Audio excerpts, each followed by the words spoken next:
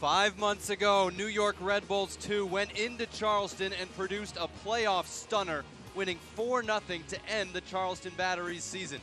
The Battery's first chance for revenge comes this afternoon at Red Bull Arena.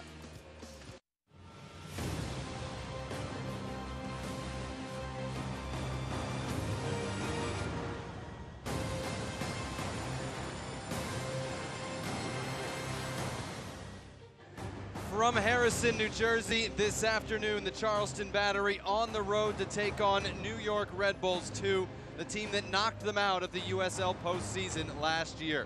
Alongside former Red Bulls defender Hunter Freeman, I'm Jonathan Yardley. Hunter, both teams come in 1-1, but they've done it in very different fashions. Red Bulls games are kind of high scoring. Charleston 1-0 and 1-0. Yeah, and I think the previous matches between these two have been close, tight-knit matches. It'll be interesting to see Charleston, their first game on the road after 2 games on the home, and Red Bull getting back here in the friendly confines of Red Bull Arena. The Battery looking for goals from their newest acquisition for this season, Ian Svantesson, big-time producer last year. Yeah, a guy I've played against, a big boy, 6'6". He's a handful, to say the least, and a great target for them. Look for their midfielders to play the ball into him and have the guys, especially out wide and underneath and running off. His opposite number at forward for the Red Bulls, the rookie out of Duke, Brian White. Yeah, I was really impressed with White in his first game here at home against Toronto FC 2. Extremely unfortunate not to get on the score sheet. Probably could have had 3 or 4 goals easily, and hopefully today he'll get rewarded for his hard work. The New York Red Bulls II and the Charleston Battery taking the field at Red Bull Arena. We'll bring you lineups and the opening kickoff when we return.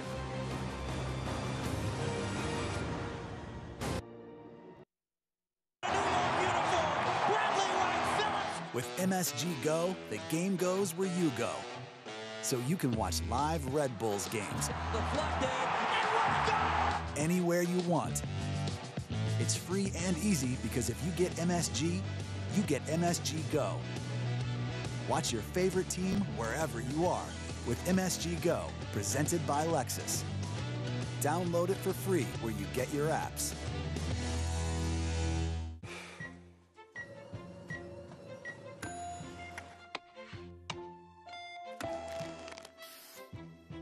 One of the nation's leading heart programs. A shared sense of compassion, innovation, and expertise. Perfectly orchestrated so your world never misses a beat. Hackensack Meridian Health, life years ahead.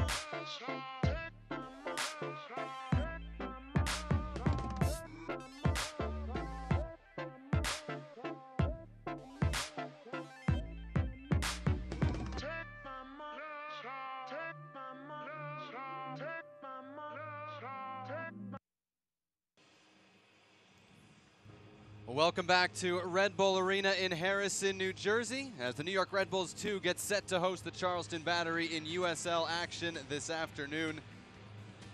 Charleston 1-1 on the year, coming off of a 1-0 win over Penn FC, as Taylor Mueller and Jordan Scarlett, center backs and captains, meet with the officials.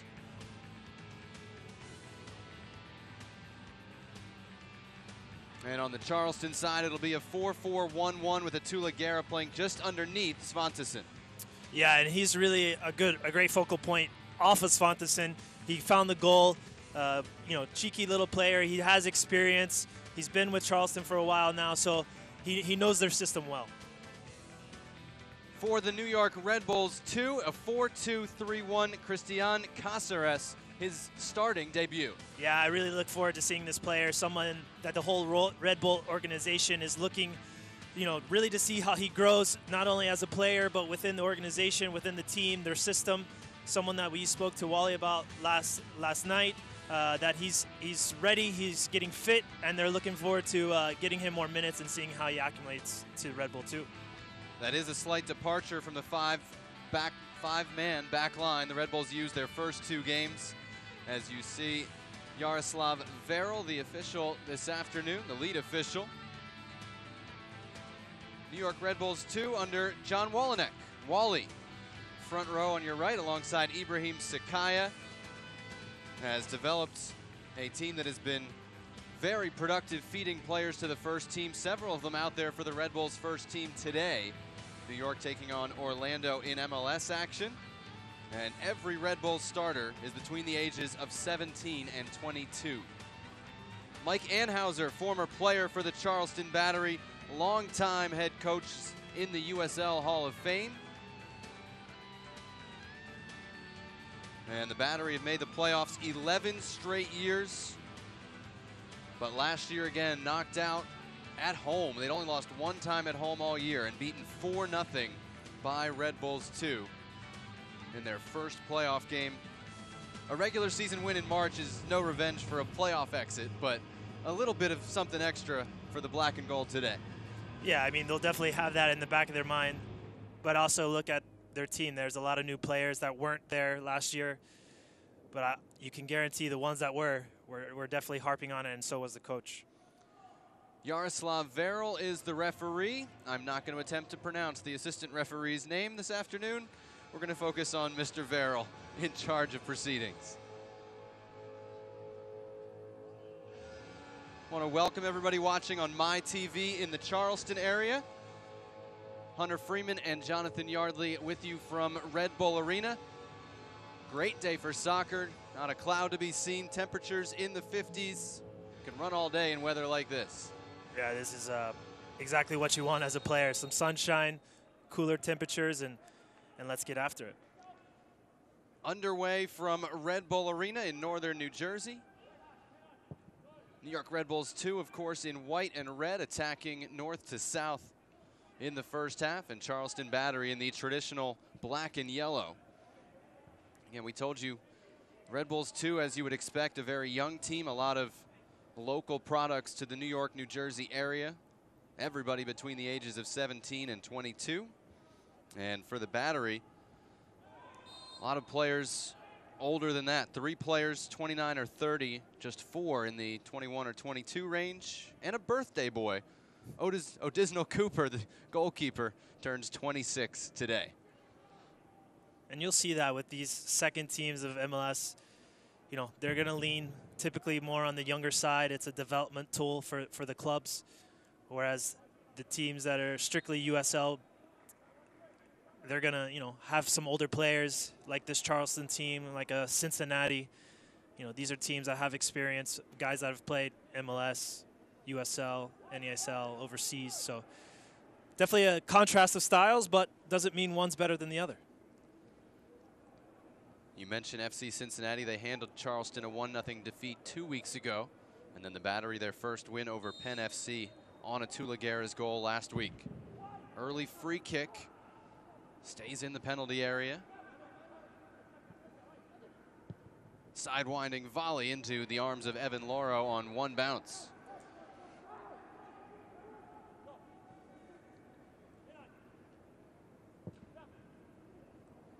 Long ball targeting Brian White here for the Red Bulls. Almost fell to Moreno, but cleaned up by Taylor Mueller, the Battery captain. Here's Ethan Cutler, the right back, getting forward. Shavar Thomas knocked that one away.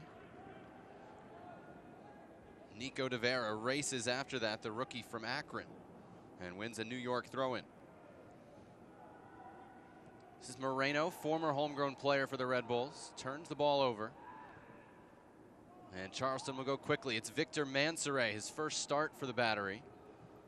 Nico Rittmeyer out with a hamstring injury, and Kotaro Higashi also dealing with hamstring issues, although Higashi available on the Charleston bench. This is great early pressure from Red Bull II.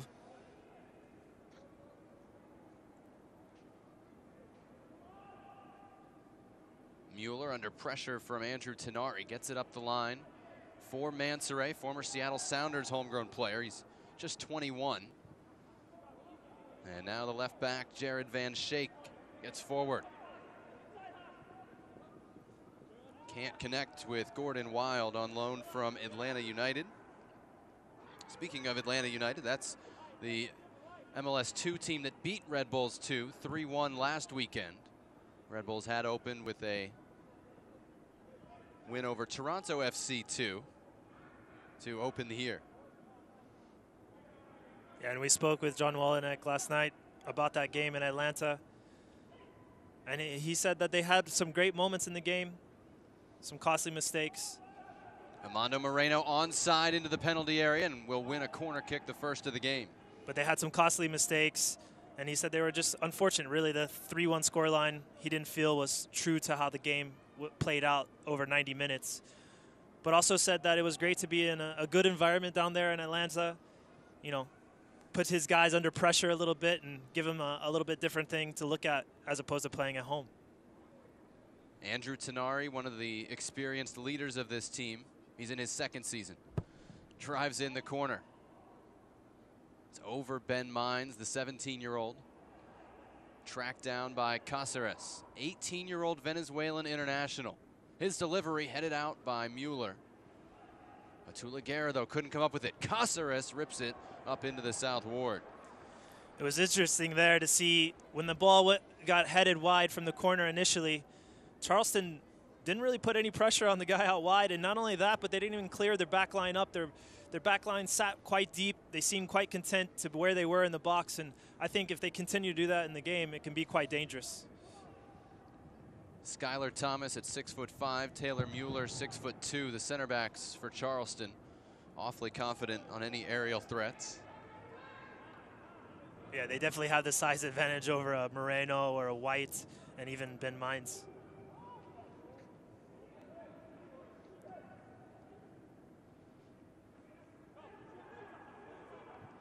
Anunga out wide for the right back, Quentin Griffith.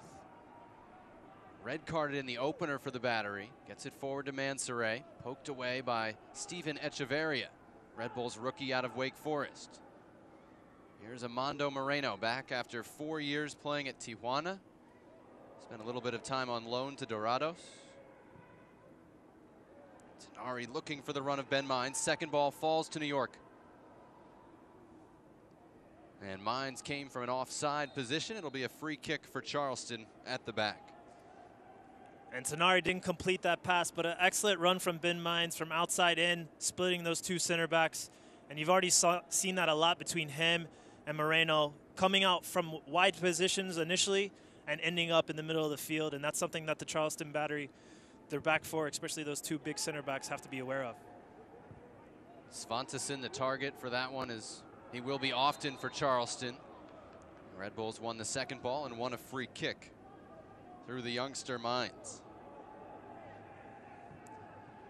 He's 17, scored in his MLS debut in this stadium 3 weeks ago. Off to the races here, Ben Mines. Van Schaik closes him down. White race to it. Mines cross. Falls in the penalty area, Tenari layoff, shot coming, tipped off the crossbar by Cooper, what a stop. Steven Echeverria denied early by Odisno Cooper. Fantastic save from Cooper.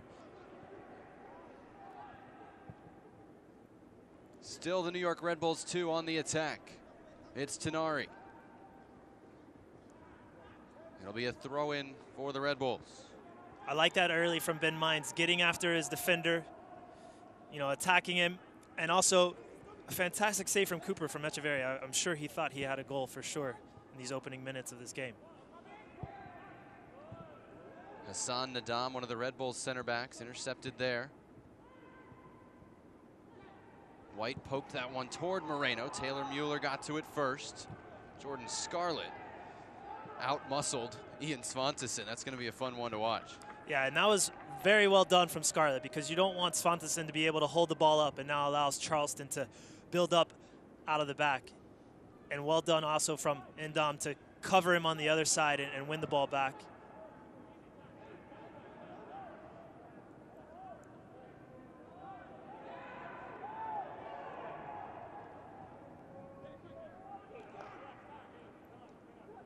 Throw in for Ethan Cutler. Scored his only goal of the season last year in that playoff game in Charleston, and it was a backbreaker. 1-0 early second half. Cutler, the right back, hit a rocket from 25 yards to the upper 90. And the Red Bulls were able to add a couple more late to win it 4-0. Mines scored one of his 2 goals. At the end of that one, he's got a step on Van Schaik here. Ben Mines gets away from a Jersey pull in the cross. Knocked out by Mueller for another corner. Again, I love what I'm seeing from Ben Mines early in this game. A young player, an attacker. You want to get after your defender right away and build that confidence. And that first run he had where Echeverria got that great shot, I think has given him confidence. And you see him do it again, get at Van Schaik. Could have gone down, but he's being honest. And it results in a Red Bull II corner.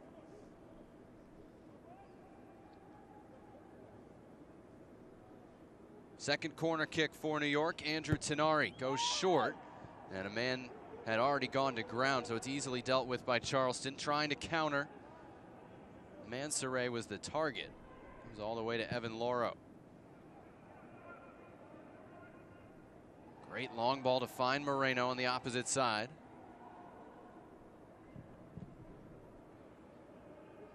Neville Hackshaw got in the way of that one and still trying to get onto the ball. Here's Moreno for the Red Bulls. Free kick. Again, Mines involved. He and Moreno, the wingers for the Red Bulls today. And look for that from this Charleston Battery team. They're a tough physical team. Obviously, Red Bull II like to keep the ball on the deck for most of the game. So they're going to be physical. They're not going to let up against the young guys, that's for sure. There's a turnover and a man down. It's Caceres for New York. Lays it off for Tenari. 2 goals already on the year. Driven low, and Cooper the save at the near post on Christian Caceres. Great initial pressure from Caceres. Wins the ball. I thought he made the right decision in laying it, cutting it back to Tenari, who I felt maybe could have hit it first time. I know it was a bit behind him, but he took the extra touch, fed it back to Caceres, and they got the shot off, but unfortunately just not much power in it in the end.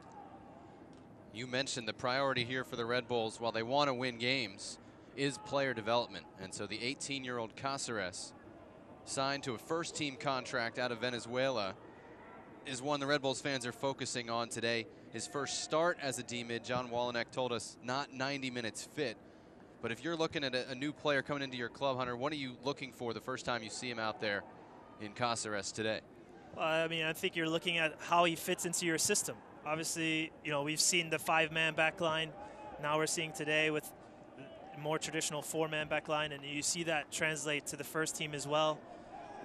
So you're looking to see how he fits within the system. Obviously, as you said, his fitness level, and ultimately, you know, just his individual skill and reading of the game. Cutler got there first and drove it. It took a deflection for another corner. Shades of last year with a corner kick eventually falling to Cutler.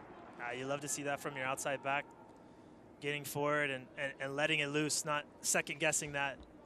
As you see it deflected, I mean, that deflection could have easily gone into the goal just as it did going off for a corner. Cutler was an attacking player at Colgate, so he's not going to be shy when he gets into a shooting position. 4th corner kick already. All taken by Tenari. Again, they go short. Not a size advantage in the penalty area, as Hunter pointed out.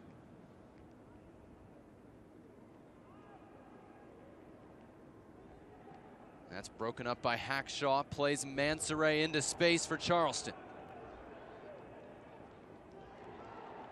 Boy, Nunga was making a run on the far side. They switch it that way now. This is Atula Guerra. Svantesson ahead of him. Onside. And Evan Loro has to come up with a stop here. First real dangerous threat for the Battery. Yeah, extremely well read there from Loro. He was off his line almost even before Guerra played that ball to Svantesson, and that allowed him to be right there, quickly cover up the goal and get the key block. But that's where Red Bull II have to be extremely careful, is on the counter there. They've had tremendous pressure, but there in the corner, they left themselves quite vulnerable. Wild's corner toward the penalty spot. Skylar Thomas was lurking. And New York able to clear.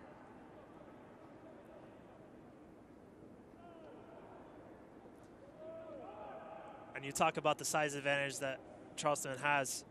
So you're going to look for Red Bull. They love to all these little set pieces. That finds Svantesson. He's offside. This won't count. Lauro equal to it anyway. But the flag was up. It'll be a Red Bulls free kick.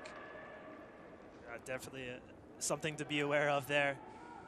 Svantesson splitting the two center backs, but again, even though it wouldn't have counted anyways, Lauro was quick off his line and made the key stop. So he's building a lot of confidence early in this match, which is always a great thing. Good and bad. You don't want your keeper to be that busy early on in the game, but when he can get into the game quickly, it's always beneficial. I like the ones where the whistle's already gone, because if he makes the save, great, it's a confidence builder. And if he doesn't, I wasn't trying anyway. Yeah, exactly. With Hunter Freeman, I'm Jonathan Yardley. Glad you're joining us today, wherever you are. Charleston Battery and New York Red Bulls meeting in Harrison, New Jersey. Fourth time Charleston has made the trip up here, and it's the fourth different venue they've played Red Bulls 2 in. 3 years ago it was at Columbia in Manhattan. 2 years ago at the Red Bulls training facility in Morris County, New Jersey. And last year at the Red Bulls 2 long-term home, Montclair State University, also in northern New Jersey. They're adding seating capacity there right now, bringing it up to Division II standards, and so the first 6 games of the season, home games at Red Bull Arena. Offside flag was up against Charleston. It'll be a New York free kick. Mike Anhauser respectfully disagrees. Yeah, it was 2 quick offsides calls. The first one on Svantesson, and now Guerra. They got to be more aware of where this back line for Red Bull is. They're pushed up quite high. Nadam has taken all of these restarts quickly. Cutler's service caught by Odisno Cooper. But speaking about Charleston having their first match here at Red Bull Arena, I don't think they're going to find much they can complain about in regards to facilities, the field itself. Definitely one of the best places I've played in my career. It's been busy early this year despite the weather, with the Red Bulls first team in Champions League play. They had the Peru-Iceland friendly here Tuesday night, which was a packed house. No foul call there. Play on early from Yaroslav Veril. Here's Anunga. That'll be a New York throw-in. I was on the field before the game, and I mean the pitch is immaculate, so you got to tip your hat to the Red Bull grounds crew. They do extremely well, as you said, hosting all those events and keeping the pitch, which is obviously the most important of all, in tip-top shape. We praised Lauro's distribution earlier. He did give that one away. It'll be a Charleston throw. Battery lost most of their offensive production. 57 goals last year in all competitions. That includes the Open Cup. They returned 8. 6 of those scored by Atula Guerra. Romario Williams went back to Atlanta, the club from which he was on loan. Cordoves, Lasso, and Portillo all moved on within USL. Yeah, that's definitely a big hole to fill, for sure. I mean, that's the blessing and the curse, I guess, of these games, or the teams that have these affiliations with an MLS team. You know, you have a guy like Romario Williams, who Atlanta thought it was best in his best interest to join a team like Charleston and get a lot of games, a lot of minutes, experience. And it proved to be the right decision because he scored a ton of goals. It worked out for everybody. Did well for Jamaica as well. But now you lose that guy, so now you gotta find a replacement. And Atlanta started its own team, so you don't necessarily get a ready-made replacement. They do still have 2 players on loan from Atlanta. Gordon Wild, who is out wide left, and Patrick Okonkwo, still a teenager, but Okonkwo, one of 2 Battery players red-carded already this year, 1 in each game, and so unable to go today. Van Schaik called for a foul. Dangerous free kick coming for the Red Bulls. John Wallneck at the bottom of your screen asking for a yellow card there. Yeah, I mean, I'm not sure exactly how many fouls that's been, but it's definitely been a handful at least in the early goings here, 18 minutes in, and I think that's what John Wallneck is not too happy about, is when is finally the ref going to pull the card out and, you know, kind of put this to a halt a little bit, because if not, you can guarantee Charleston's going to continue with the physical play that they have so far early on in the game. John Walenek, a bit of a legend on the local soccer scene. New York area guy, a couple different stints with the Metro Stars, probably the greatest goal in Metro Stars history, and now he's turning into a coaching legend, producing players who go from the USL ranks to the MLS level. Tenari's delivery. Scarlett was the target, and it comes to Cáceres. Victor Mansoret, chance for Charleston to counter. They showed how dangerous they can be on it earlier. This is Atula Guerra, Wild ahead of him. Now into space for Gordon Wild, and Jordan Scarlett will get there first. Picked right back up by Guerra, though. Here's Wild. Generation Adidas player out of Maryland. The cross almost connected with Svantisson. The Red Bulls fortunate there, and you can see the frustration from the big man. Yeah, great cross from Wild in a dangerous spot. Svantisson gets on the goal side of Indam. Indam will definitely not want to be on that side of Svantisson because he's a big boy. He's difficult to get around. Unfortunately for Charleston, it was just a hair too long for Svantisson to reach. Possibly could have laid out for it a little bit, but obviously he's thinking Laro's maybe coming out for it, so you can understand. But that was definitely probably Charleston's second best chance, other than that early one that Laro made the save. 20th minute corner kick for Wild, headed out. Ta Brian Anunga chases it down. Just popped it up though. Red Bulls Echeverria had trouble seeing it. Beg your pardon, that was De Vera. Shortest guy on the field by a head. I should be able to recognize him.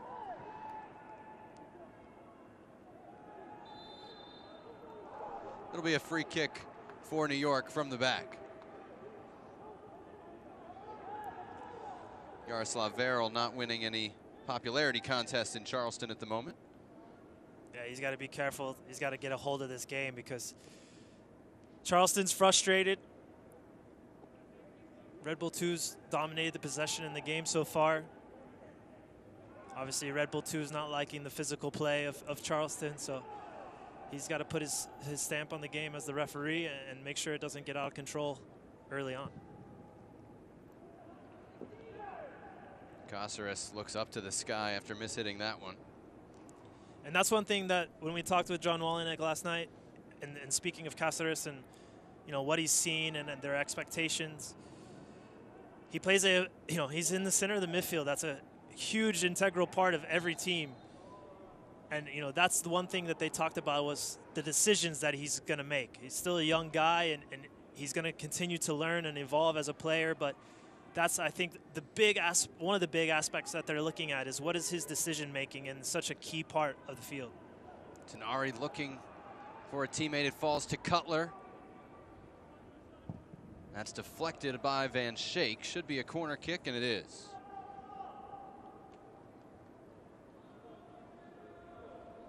Andrew Tenari, second-year pro out of Columbia. 2 goals in the opener in this building. Delivers already the 5th corner of the game for New York. Close call in the 6th with Hassan Nadam arriving. Odisno Cooper dives on it at his second chance. Yeah, much better service there from Tenari, and Dom is literally just a split second late from getting that in front of Cooper. He got a good run at that. You see so many teams playing zonal this year, including the New York Red Bulls. Cáceres trying to find the feet of White. It's broken up quickly to Hackshaw. Going long, Atula Guerra is onside, and he's got a step. Guerra into the penalty area. Jordan Scarlett stood him up. Good 1v1 defending on a big opportunity there. One back by Quentin Griffith.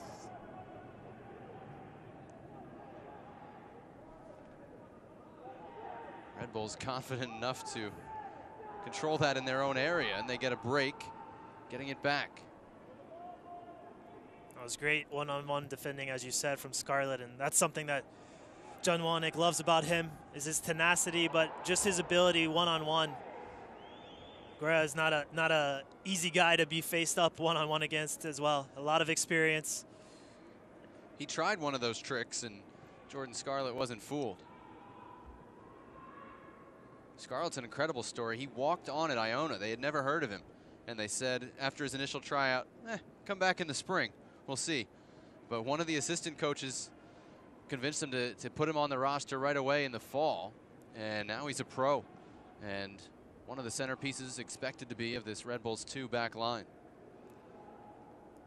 I mean, that's a big topic of conversation in this country right now, right? Is these guys that are falling through the wayside because of our country's just the size, you know, and do we have enough eyes out there trying, you know, finding players like a Jordan Scarlett? And that's a guy that easily could have just given up. And now look at where he is now. He's the captain of the Red Bull II team. Someone that, you know, the first team has a lot of expectations for. That fell to Ben Mines into the penalty area, going back post, and he overhit it. Moreno will track it down. 25th minute, still scoreless between the Red Bulls II and the Charleston Battery.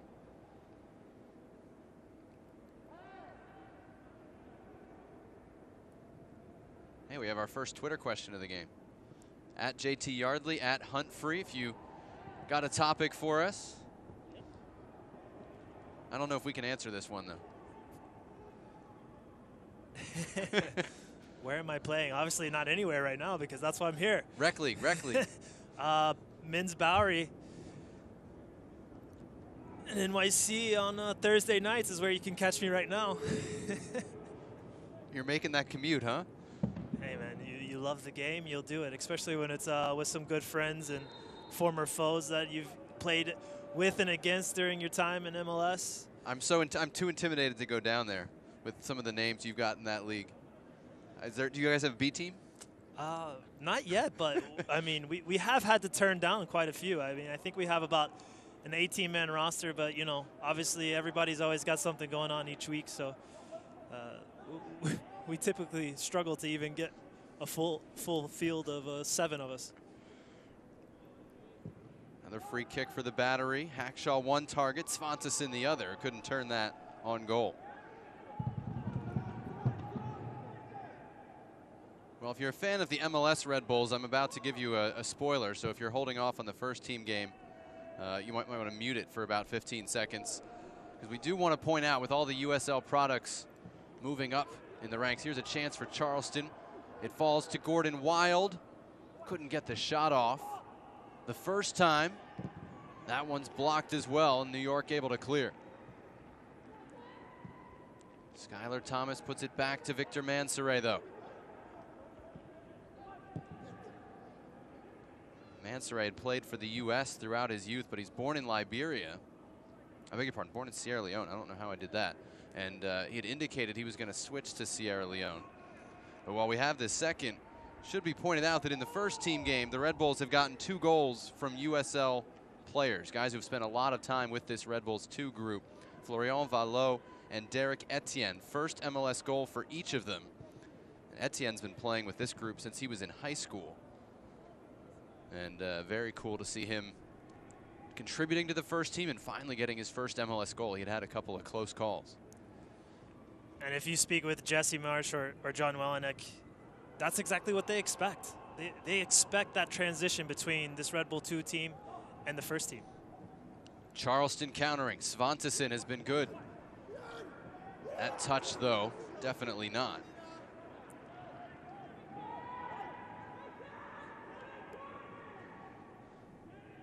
You look at Svantesson, 6'6", 181 pounds, his 3rd year as a professional out of UAB. You don't think he's going to be all that dangerous necessarily on the counterattack, but he's shown good mobility. Well, he's one of those guys where it may not look like he's moving very fast, but for every one step of his, it might take you 2 or 3. So he's got those long strides, and once he gets going, he's definitely he's not slow. That's for sure. Brian White with his back to goal. Skylar Thomas on him. That's a big size mismatch in Charleston's favor.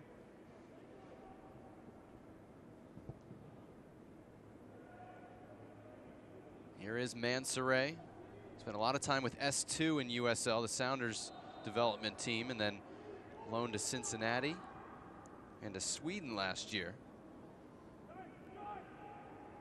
And the one thing I've seen early on from Charleston when they're attacking is it's really just been the top 4, sometimes 5 guys attacking, and then the other, 5 or 6 sitting back and waiting to, wait for Red Bull to counter on them. They need to commit more numbers forward. Obviously, that goes with having a bit better possession as well, allowing their defenders and the outside backs to join the attack. This is better build-up from them in the back, being patient. Griffith got through one tackle, steps past another. Mansoray, left-footed cross, scuffed it, picked off by Cutler for New York. Moreno is onside, long switch. Anunga trying to pick him up, covering for Griffith, who had gone forward. Fantastic outlet pass from Cutler there. Long diagonal, finds Moreno in stride. Moreno used his body well initially and then tried to kind of flick it back over the defender, and maybe it wasn't the best choice. Armando Moreno lays it off. Caceres again trying to play a 1-2. That shot's blocked, cleared away by Van Schaik. But you see there, both Moreno and Mines come inside. So when that ball goes to White, he immediately has 2 options. Whereas sometimes on the flip side with Charleston, when the ball goes into Svantesson, the only guy he has left to lay it off to is Guerra. Free kick coming for New York in a dangerous spot. Again created by that attacking group of White, with Moreno and Mines running off him.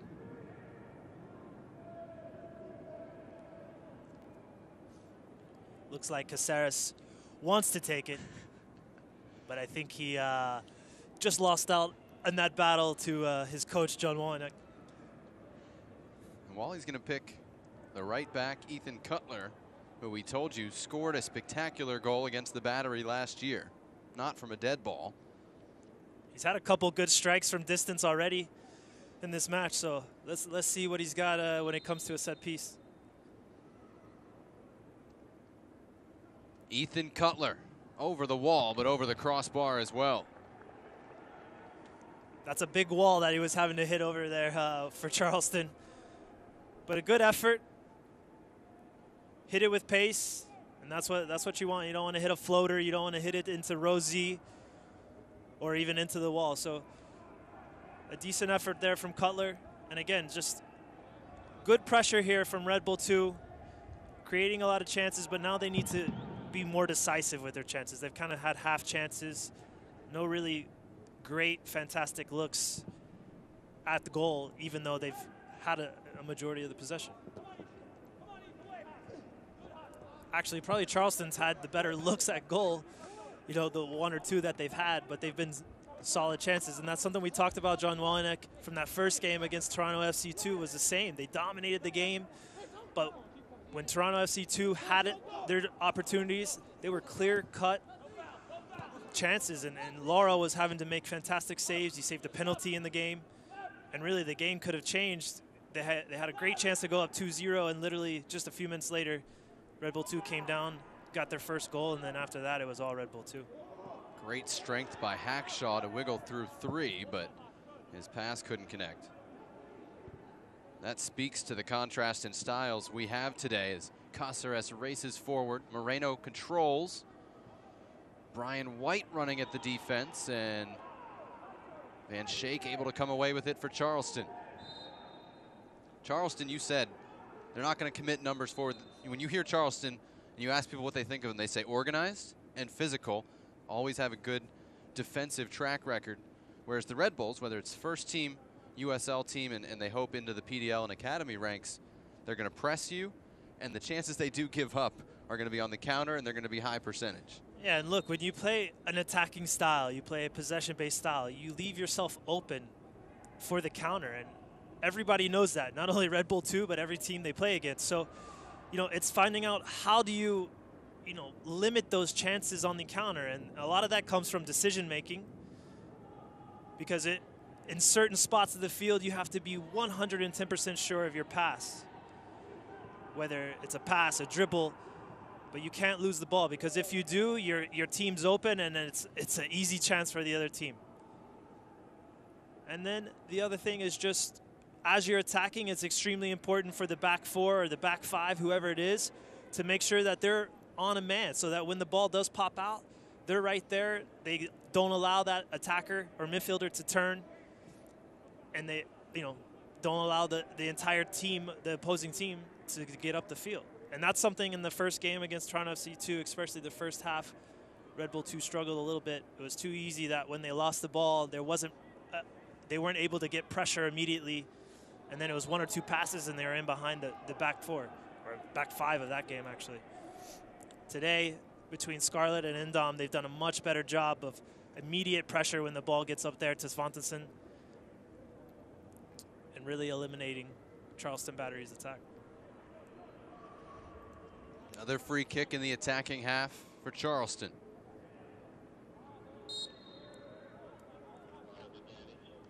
Griffith toward the penalty spot.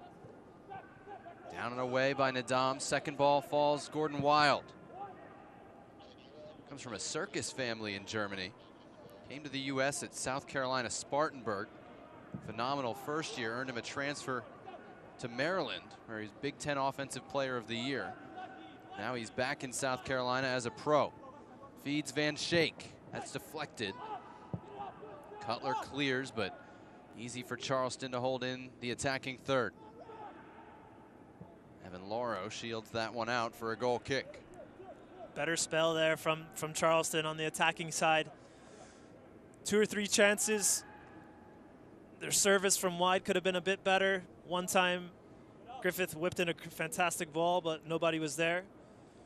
But that was much better on the offensive end for Charleston. 35 minutes in, no score. Odisno Cooper, big stop early on Steven Echeverria. And Evan Lauro in the New York goal. A stop on Ian Svanteson in the 13th minute, the best chances of this one. Moreno's been active. He actually lost his footing there, but Mueller had been pushing him before that. It'll be a Red Bulls free kick.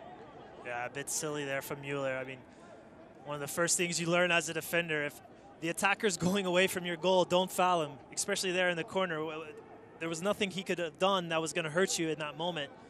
And he lets him off the hook and gives Red Bull II a great opportunity here on a set piece with 10 minutes left in the first half.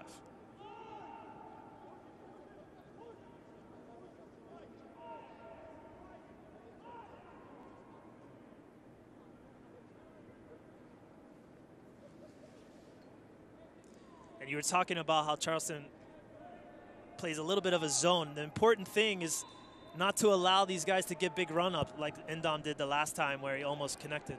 That fell in the box to Echeverria. Moreno's after this, plays it across, and it's too high for Hassan Nadam. He couldn't turn it on goal. I think he was trying to channel his inner Ibrahimovic there. His Zlatan. His debut could be today for the LA Galaxy.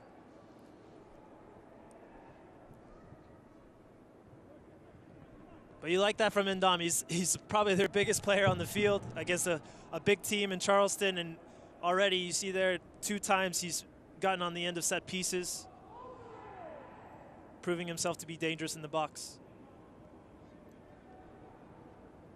Mansoret juggles past one, can't get past Caceres.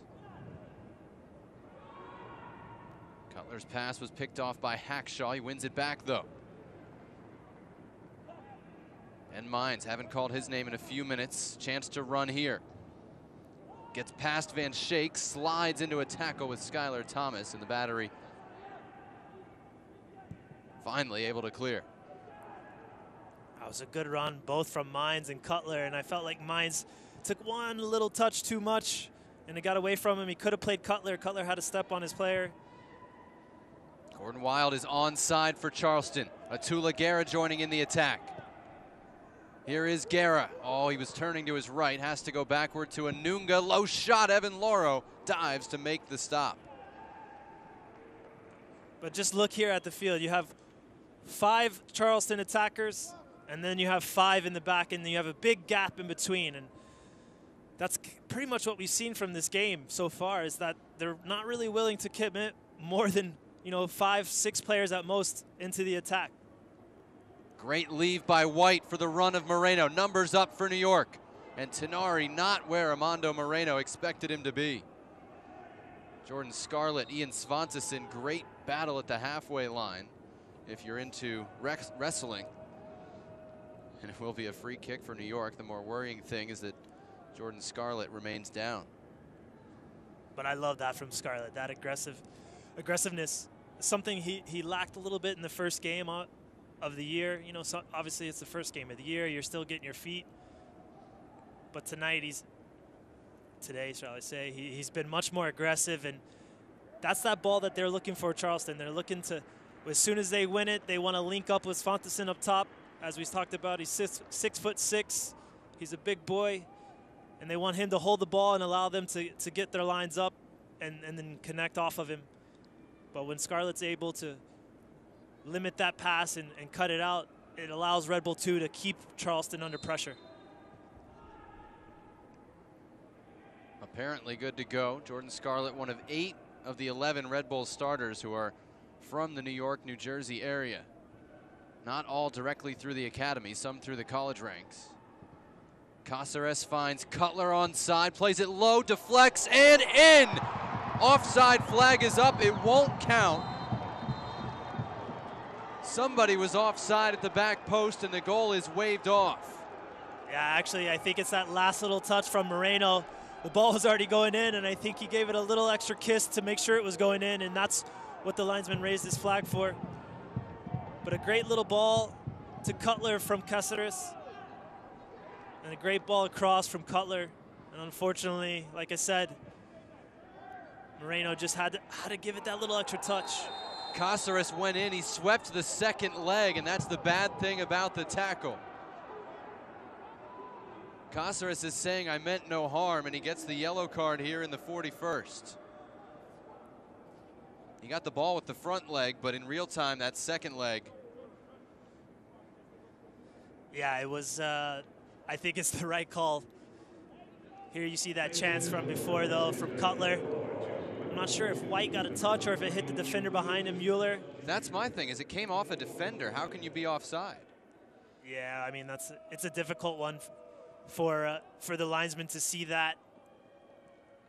And then, it's always the interpretation, did the defender play it on purpose or did it just hit him? I think that's the right call there from the linesman. Mueller really didn't know much about the ball if it did hit him. But he's sliding to block a play, so that's intent for me. I don't know, if you had that one on VAR, I think you could watch it for 5 minutes and not know. When it goes to VAR, everything's thrown out. I've watched so many replays go to VAR, and I'm sitting there thinking, there's no way they can call this or they have to call this. And I would say 9 out of 10 times, what I think, the opposite is what actually gets called. So I don't know what. We're sending you to referee school is what we're doing. Hey, man, I've been asked many a times about if I would ever do that, and I can immediately tell you absolutely not. I know the abuse that I gave referees for my own. I don't want to be on the other end of that. Don't need to put up with that. Falls to Wild. That shot is deflected and is easily scooped up by Loro.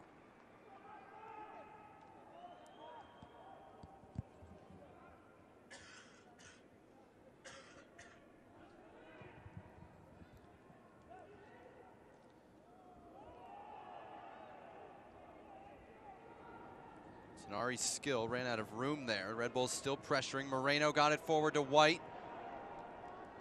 Here's Ben Mines to his right foot, goes down. There's the call, penalty kick for the Red Bulls. That's an easy one for the referee, in my opinion. And for the defender, you have to know that Mines prefers his right foot. I think, you gotta give Mines credit though. He sets it up perfectly because the defender, he was in front of the defender. He almost slowed down so that the defender could get there. Chops him inside with his left foot to put it on his right, and as he did that, the defender left his leg out and brought him down. Red Bulls weren't sure who should take this. Caceres, to his credit, wanted it. You gotta love it. Brian White, the most experienced goal scorer in the group, is the man who gets the call here. You have to love Cáceres wanting everything. These are things usually that were... White from the penalty spot fires it home and puts the New York Red Bulls in front here late in the first half.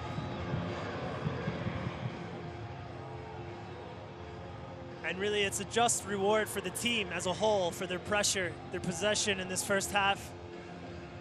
Like I said, they haven't, other than that great chance from Echeverria in the beginning that Cooper made a great save on.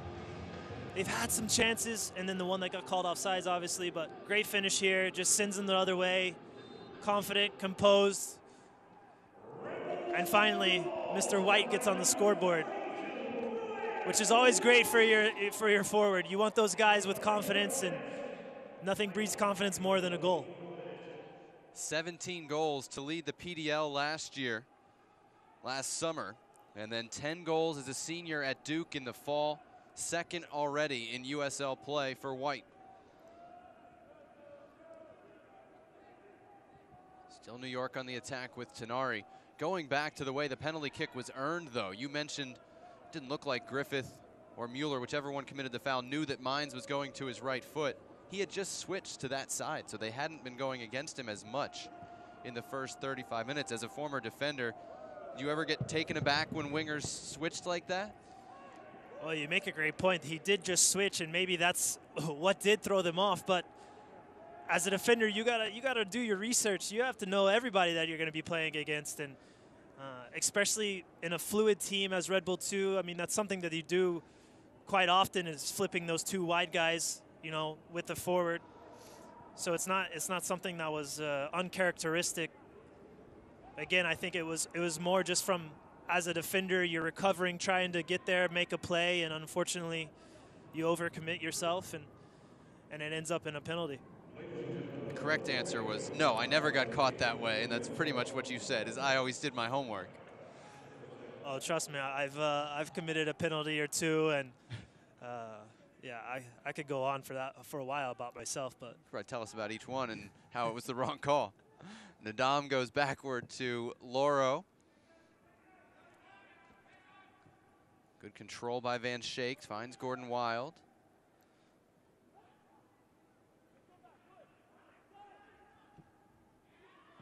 Chested down by Anunga. Good possession here for the Battery. Into first half stoppage time. That cross flick to the back post. Svantison's touch off his chest took him wide. Otherwise, it was going to be a great chance to tie the score late. yeah, and as you said, that first touch from Anunga was fantastic into the space, allowed him to get his head up, puts the ball in, a great little flick there. And Svantison, he's there, he's waiting for it, he's expecting it, and his touch off his chest just lets him down. But could have been a great chance there for Charleston to tie this game right before half. I thought he was going to hit it first time, to be honest, and he elected to take the touch, which you understand, but it didn't come off the way he wanted to. And that could have been it. You know, that could have been why his touch let him down, is that he's in between two minds there, and it gets the best of him. That's the end of the first half. The New York Red Bulls II get a penalty kick and take the lead just before halftime. Brian White, the goal scorer, Ben Mines earned it in a first half that saw each goalkeeper called into action. 3 saves for Odisno Cooper and 2 for Evan Loro. It's the New York Red Bulls 2 leading the Charleston Battery 1-0 at halftime. Much more to come from Red Bull Arena.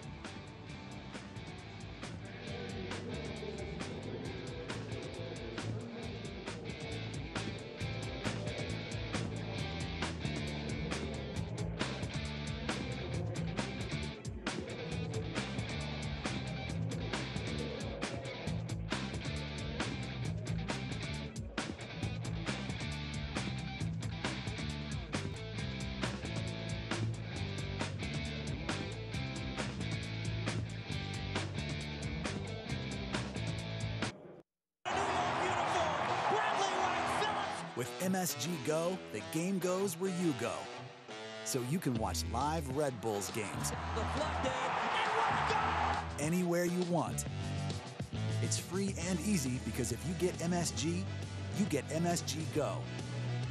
Watch your favorite team wherever you are with MSG Go, presented by Lexus. Download it for free where you get your apps.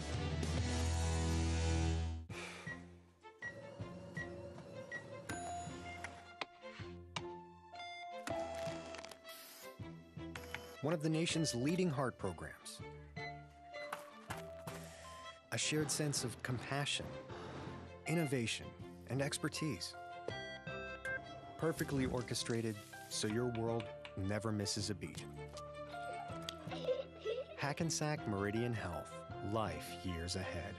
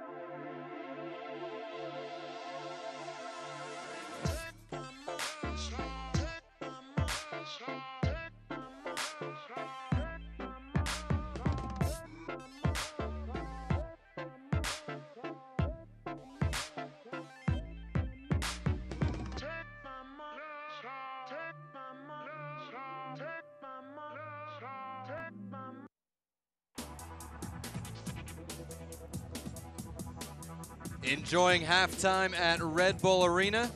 It's starting to feel like spring. We're getting there. Temperature in the mid-50s as the New York Red Bulls II lead the Charleston Battery 1-0 at halftime. And the decisive goal in the first half, 44th minute penalty kick from Brian White after Ben Mines was taken down in the penalty area. That's what has the Red Bulls in front right now.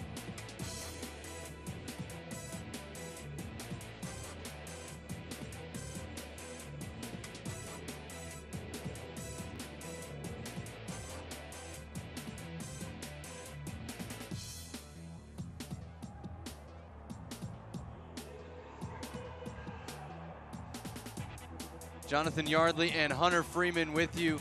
And Hunter, we highlighted the two forwards before the game, Brian White and Ian Svantesson. Different first half for each. White eventually gets the goal. I would have argued maybe Svantesson was more active at times. Yeah, I would agree with you, and I think Svantesson probably had more chances and even the better of the chances. Unfortunately for Charleston, he just couldn't find the back of the net. Evan Laurel making a big save there early in the game. You saw him get a big between his own mind there at the end where he maybe could have headed it first time. Instead, he tried to take it off the chest. The ball goes out of bounds, and White, you know, takes the penalty kick. Obviously something that everyone says it's a penalty, you should make it, but it's not that easy. And for a forward, it's great for him to get off the slide and get his first goal. First half. Hi, we're being joined today by Jake Edwards, president of the USL. Just getting ready to kick off an exciting 2018 season. Jake, thank you very much for joining us today. My pleasure. So, Jake, the expansion this year has brought a large group of new owners to the USL to complement this already very strong base of ownership that we've seen that's really led to the success of the league. Talk about the USL ownership group and what these new folks are bringing. Many of our owners, I'd say the vast majority of our owners now, have owned and operated sports organizations in multiple different leagues. They bring with them a real understanding of the economics of sport, what's required in terms of an investment level in the facilities, in the community, in all the different programs that our teams run. So for me, it's a privilege to get to work with all of these very experienced businessmen and women on a daily basis, and I'm just constantly thrilled by the commitment and investment they have into their local communities and ultimately into our sport. The new owners that are joining our league now are coming in every year with bigger ambitions. For us, we continue to drive value from a business point of view. The model continues to attract more and more sophisticated owners into the league, and that's something that we believe will have such a positive impact on the future of this league and the new initiatives that we want to embark upon. Last year we surpassed 2 million in attendance. Talk about what your expectations are for this season and in terms of attendance at live games and just overall awareness of the league. Yeah, our fans are the lifeblood of this league, as they are for every league. We've seen the support for our clubs grow exponentially. We're already significantly ahead of where we were this time last year on average per club for season tickets. I think it speaks to the excitement. It speaks to what's happening in the local communities.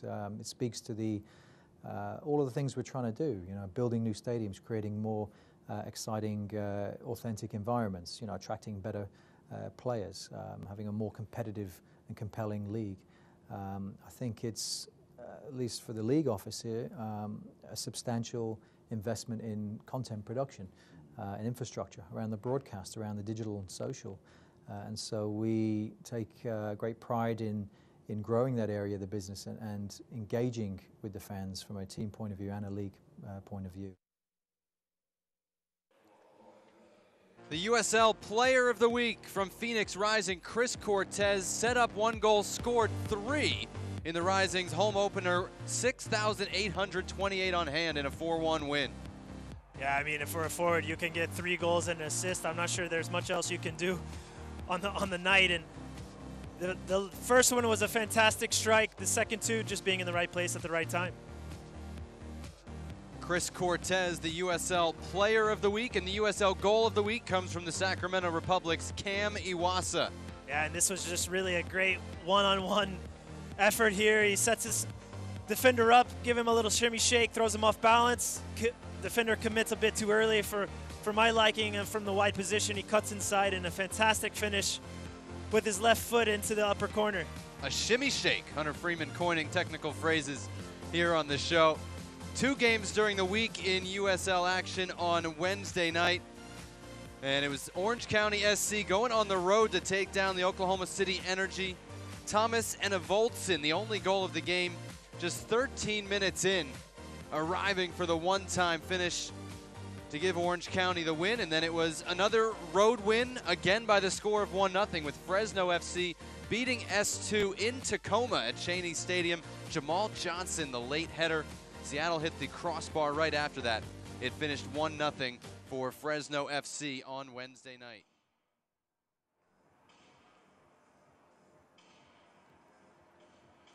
First half numbers from Red Bull Arena. Most of them in favor of the New York Red Bulls too, but to the point we keep making, Hunter, shots on goal in favor of the Battery.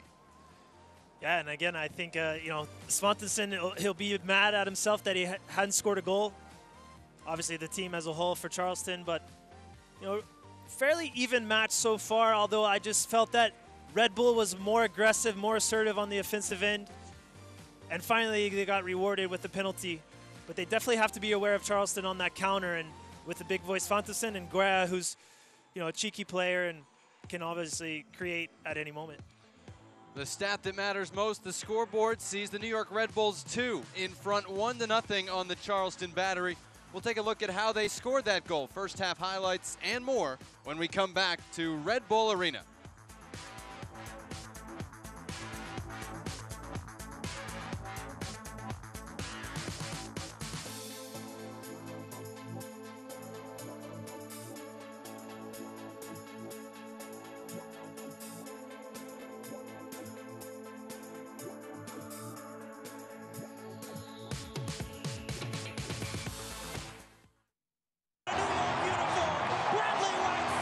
With MSG Go, the game goes where you go.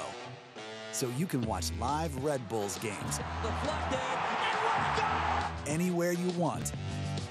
It's free and easy because if you get MSG, you get MSG Go. Watch your favorite team wherever you are with MSG Go, presented by Lexus. Download it for free where you get your apps.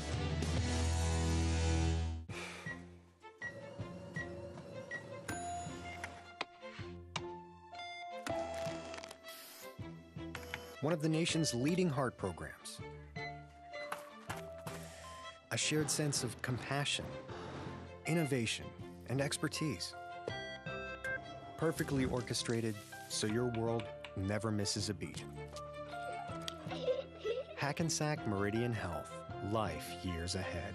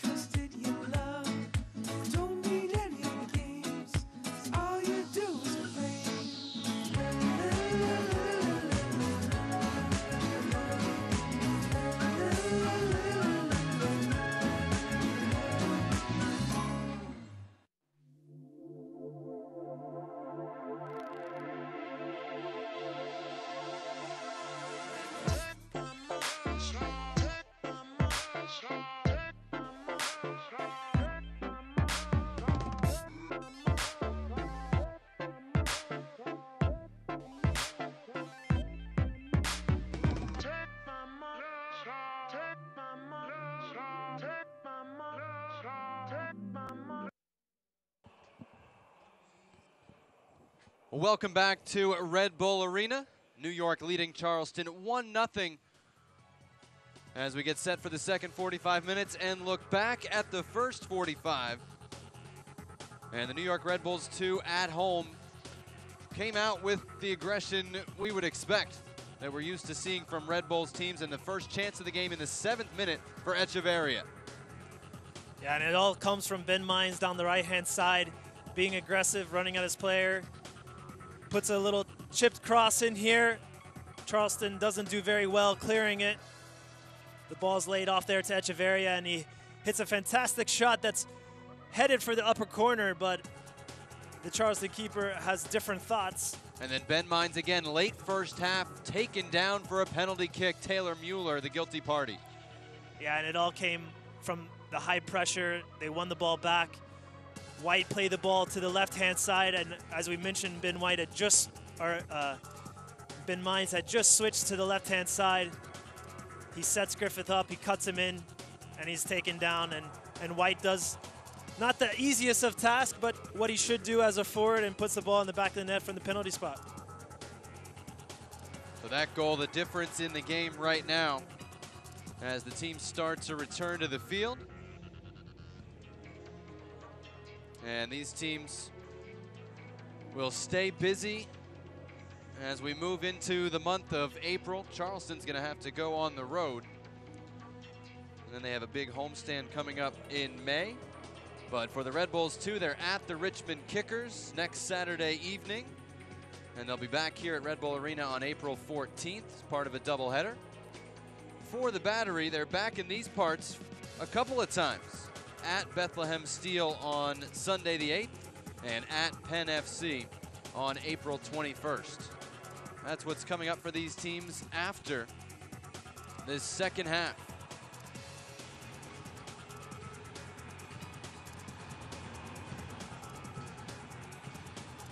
Quick scan to see if there are any changes. Caceres was the one I was curious about for the Red Bulls based on his fitness and on the yellow card, but he is back out there to start the second half, so it's unchanged for the New York Red Bulls.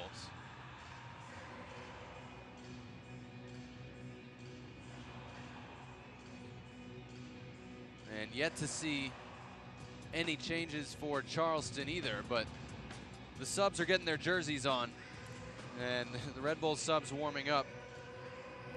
We'll see who, if any, can make a difference in the second half.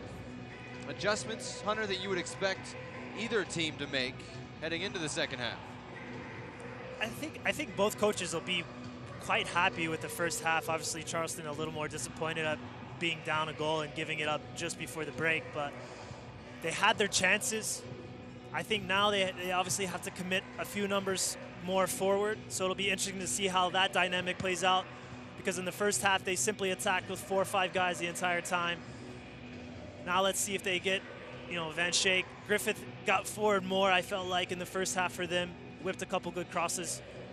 For Red Bull, more of the same. Continue that high pressure that everybody knows that what they're about, and hopefully create some more dangerous chances and put some more in the back of the net.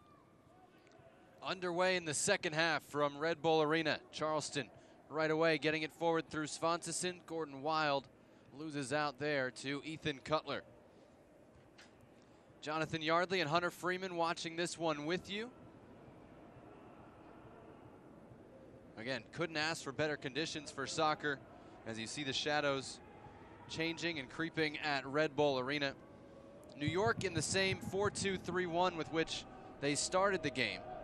Evan Lauro in goal. Ethan Cutler, Hassan Nadam, Jordan Scarlett, and Nico De Vera, the back four. Christian Caceres Jr. on the ball right now, and Steven Echeverria, the holding mids. Caceres brings in De Vera. Top of the penalty area, Tenari dummied. And Jared Van Schaik breaks it up for Charleston. Quick outlet for Victor Mansoret. He let De Vera catch up to him, gets it ahead for Svantesson against Scarlett. Ian Svantesson, little push and go into the penalty area, crossing it, and it was a long stretch by Echeverria to break it up. That was well done from Svantesson, and usually Scarlett, he's the one that's a bit more on the more physical side than most players, and he kind of met his match there and was unable to knock Svantesson off the ball. Unfortunately, for Charleston, the ball didn't connect that he laid off in the box. Great passing from New York. Ben Mines into space. Brian White, top of the penalty area. Shot was blocked by a sliding Mueller. Critical play. This comes back, though, and it's fired in off the crossbar. Bar down from Andrew Tenari. What a goal, end-to-end for New York. And I was just about to say what a fantastic block and recovery from Mueller, because he did exceptionally well to block White's initial shot. But he stays with it, and he's clever enough. You see here, the first shot is blocked. The ball goes back wide. White gets his head up as he's running wide, and fantastic ball cut back to Tenari. And give credit to Tenari as well, because a lot of players might have given up on that play, but you see he's moving up the field. He's got that late run. Difficult for the Charleston defenders to, stay with that late run, and just a step too late, and a fantastic finish, upper 90, nothing that Cooper could have done. What a play from New York as a team, because that all started with Echeverria deep in his own half, and they played 6 or 7 passes, mostly one touch, through the middle of the field. Mines played the decisive ball that played Brian White in. And then White picked out the arriving Tenari, who's got 3 goals now in 3 games. Andrew Tenari has played everywhere for New York except goalkeeper, pretty much. Left wing, right back, D-mid, and he's been in that attacking midfield role a lot this year. What a finish, just crashed that. Yeah, but it also comes from the ball that White plays back, because if he doesn't play it back on the ground, it's difficult, because Tenari's busting his tail to get there. He's coming in 100 miles an hour, and White makes it easy for him, that all he has to do is just connect with the inside of his foot. Mines picked Skylar Thomas's pocket and was taken down. Mines seemed like he suckered Thomas into that a little bit. Vet move. He eased up as if he wasn't going to go hard for it. And then when Thomas had a bad touch, of course, Mines was there to pounce. And you love to see those little mind games like that, especially from a young guy, and Ben Mines, who's had a lot of influence on this game so far. But not how Charleston drew this one up at halftime, I'm sure, coming out and going down, 2-0 in the early moments of the second half. You might even call them little Mines games. I was waiting for that. It was set up there. You threw it up there. Mind games on the free kick as well. It comes to Ben Mines, and it's in off the post. New York Red Bulls pouring it on. Ben Mines creates, and now Ben Mines finishes. And a just reward for Ben Mines and his play in this match so far. Obviously, he drew the PK earlier for the first goal. And here you see, just off the set piece, the ball gets through all the traffic. Mines just kind of drifts a little bit back, and the defender gives him just enough space, and he finishes it first time inside that near post. Again, not really much Cooper could have done. And wow. Quickly, the game was 1-0, and in 5 minutes it's 3-0, and now it's a completely different ballgame. And again, Ben Mines right now, out of 3 goals, he has a goal, no assists, but really responsible in a way for all 3 with critical plays on them.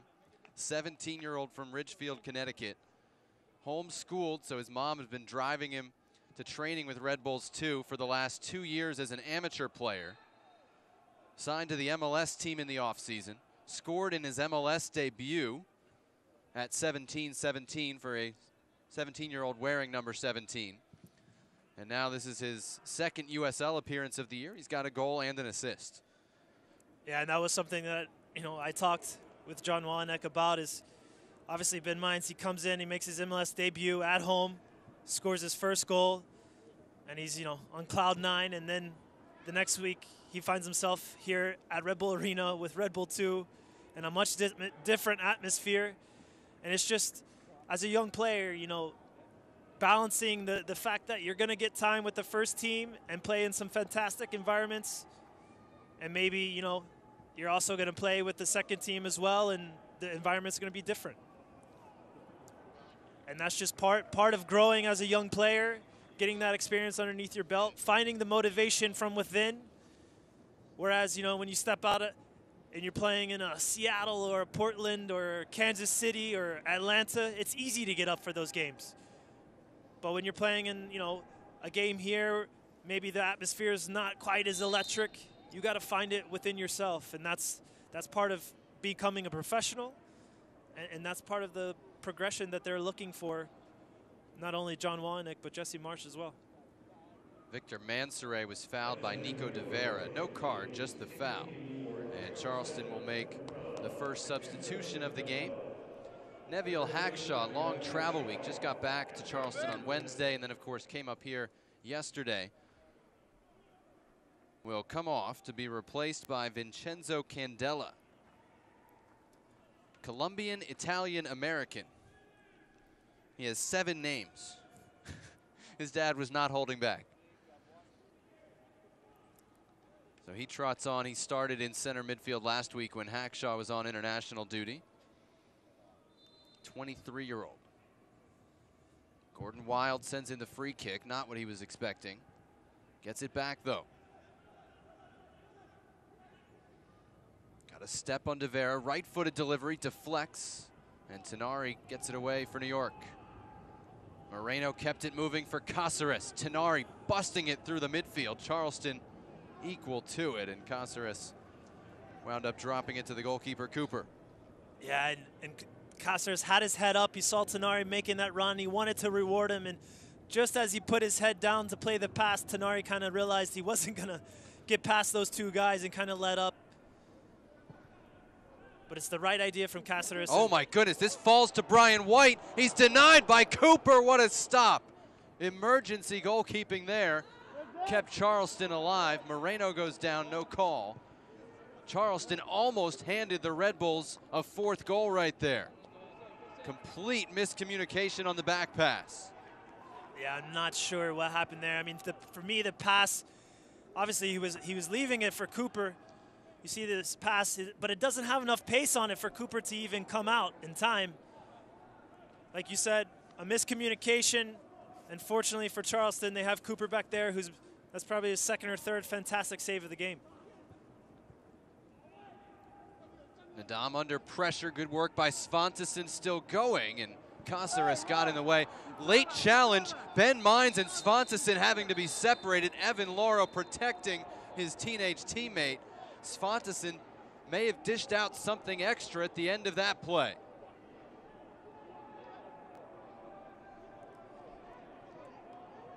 Usually you see guys protecting the goalkeeper. That was the goalkeeper protecting the teenager Mines.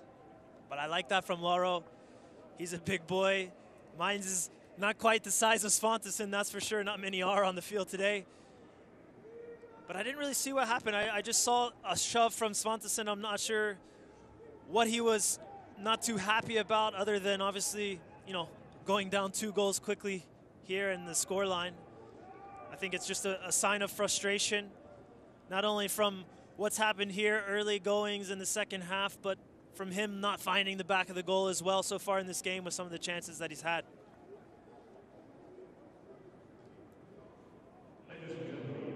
And this is, you know, you spoke about Charleston, the first 2 games, they had red cards. That's not something that you want to, you know, get used to, is playing a man down, that's for sure. And if you're Red Bull II, you got to keep your head, because you know it's been a physical match already. It's probably going to continue to be that way now with the scoreline and frustration. Anunga poked that away. Atula Guerra picks his spot. Laura, 1 save, but the rebound is slotted in, and maybe Charleston's back in it. Goal number 2 on the year for Atula Guerra. And that goes back to what we were saying about Cáceres in the first half, what they were looking for, what were they wanting to see. And you see here the replay, fantastic save from Lauro. Unfortunately from Indam, goes through his legs. But it started from a goal kick, played out to Cáceres. He was extremely patient, did well to turn, and then unfortunately from there, his pass, his decision let him down and led to the goal. Here goes Ben Mines again, trying to respond for New York. Touch let him down just a bit. It'll be a throw-in is the signal in the end for New York. Ben Mines disagrees.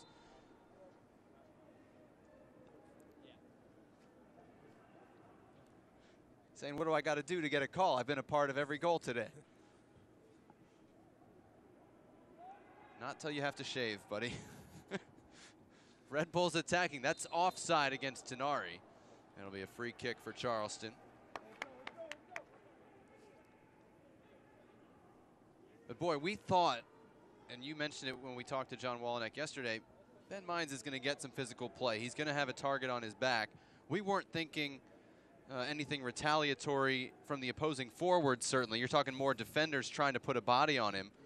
But it's something both he and his teammates are going to have to deal with. Scarlett was stripped there. Svanteson may have been offside. It deflects, and Lauro got a hand to it, and it's cleared. Still Charleston, though.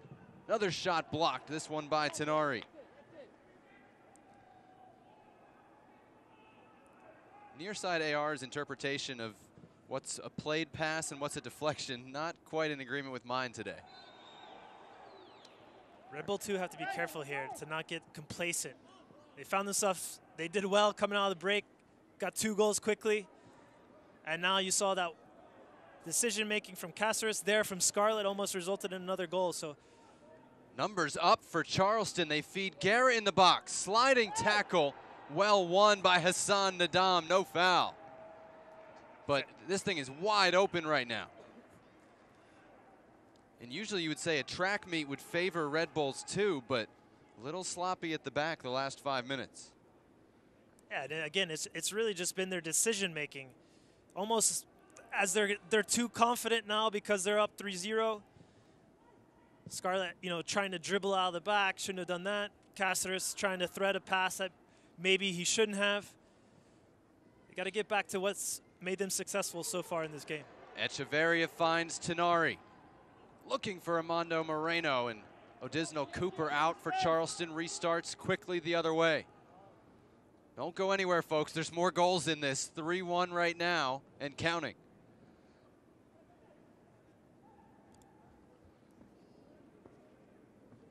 Yeah, and you see already Charleston, they're leaving now 3-4 guys up high. They're a little bit of Russian roulette, but it's almost paid off for them. Obviously, they found the 1 goal. They almost found the second one. That'll be a free kick for Charleston, and the big bodies can get forward.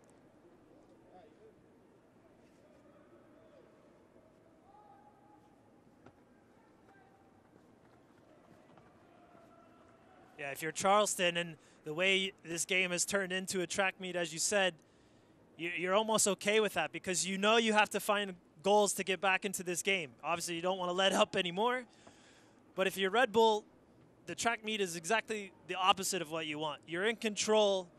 You need to get the control back into the game like you had in the first half, in the early part of the second half.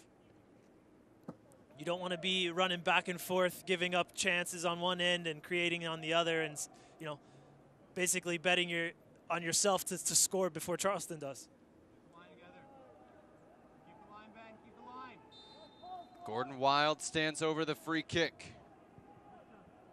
Headed through the top of the 18 into a dangerous spot. Mines is there, and he and Mueller engage. It's out for a Charleston throw.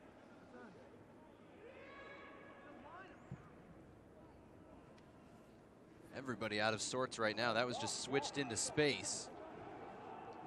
Throw in taken quickly. Thrown ahead for Tenari, breaking in. Playing it across. Final touch for Armando Moreno. His first Red Bulls goal. And it's 4-1 New York. And this goal is the epitome of the Red Bull mentality. To continue to press, to continually put the other team under pressure. This comes off a ball that Griffith switches over, kicks out of bounds, a quick throw in. Tenari continues his run, plays an excellent ball across. White and Moreno are both there. A deflection comes back to Moreno, and an easy finish. but it's just being alert. You know, obviously they're up 2 goals. They could have taken their time with the throw, but Tenari continues to bust his tail, get down the line. Cutler finds him with the throw in. And then Moreno finishes it easily. And now it's 4-1 Red Bull. They have a little bit more control in the game again, but I guess just end-to-end so far in this second half, that's for sure. Again, I go back to usually when you talk about a Mike Anheuser team, organization and discipline are a big part of it, a big part of the defensive effort. They were completely disorganized.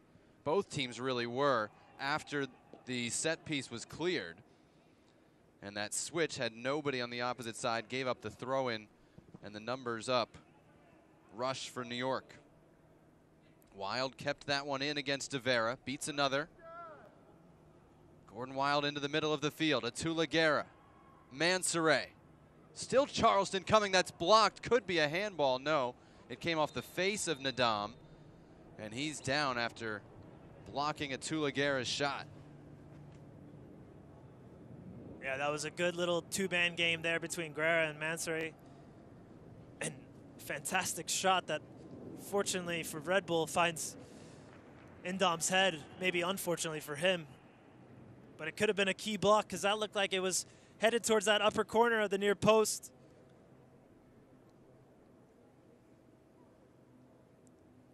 But, you know, we were talking, this is Charleston's first game on the road this year. And it's different when you play on the road. And obviously this being their first game on the road for the year, how do they deal with adversity on the road as opposed to at home? When you're at home, it's easy because you can get the crowd behind you and find that extra push that you need. When you're on the road, everything's against you. And so far, unfortunately for them, you know, it hasn't been going their way. And had we thought there was going to be 5 goals in this game, I certainly want to put my money on that. And there's still almost, you know, just under 30 minutes left to play. Hassan Nadam came off, talked to the training staff, talked to John Walenek, but has been waved back on. So we are 11 against 11 here. Tenari, who's covered every blade of grass out here, won that for New York. Moreno for the run of Brian White in the corner with Mueller. White up top, Cáceres hits it himself and again drives it up into the stands.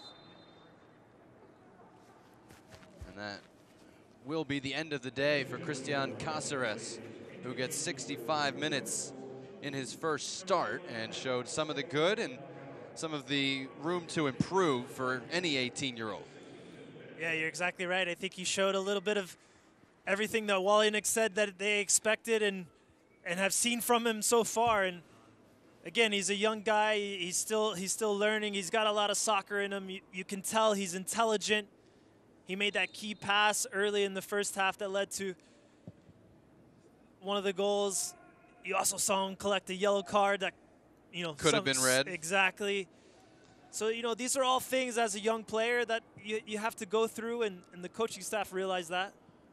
Another loose ball. Armando Moreno does it again. Charleston falling apart at the back. It is 5-1 Red Bulls. Yeah, and for all the fantastic saves that Cooper has made, this one really is on him. He just completely misjudges the ball. It's a long ball from Cutler over the back 4. I don't know if he wasn't expecting the ball to take that big of a bounce or what he was expecting, but he just comes out, he misjudges it, and credit to Moreno because a lot of forwards would have given up on that ball, and he didn't. And as soon as Cooper misplays it, he's there, and he gets rewarded for his hard work. Wow, what a start to the second half, and it's still going. We haven't even really introduced the Red Bulls II substitution. A pro debut for Jose Aguinaga, 22-year-old from Madrid, who played the last 4 years at Rider University in Lawrenceville, New Jersey, the same school that produced Florian Valot. And he set the Rider record with 32 assists. Second-team All-America. So Aguinaga in, replacing Cáceres. That'll move Aguinaga to the number 10 role, and Andrew Tenari a little bit deeper as a holding mid next to Echeverria. Numbers up for Charleston again almost. Nico de Vera had to clear. Hunter, how do the Red Bulls, well, we're not going to ask a question right now because they're on the attack again. We almost don't have time for questions the way this game's going back and forth, that's for sure.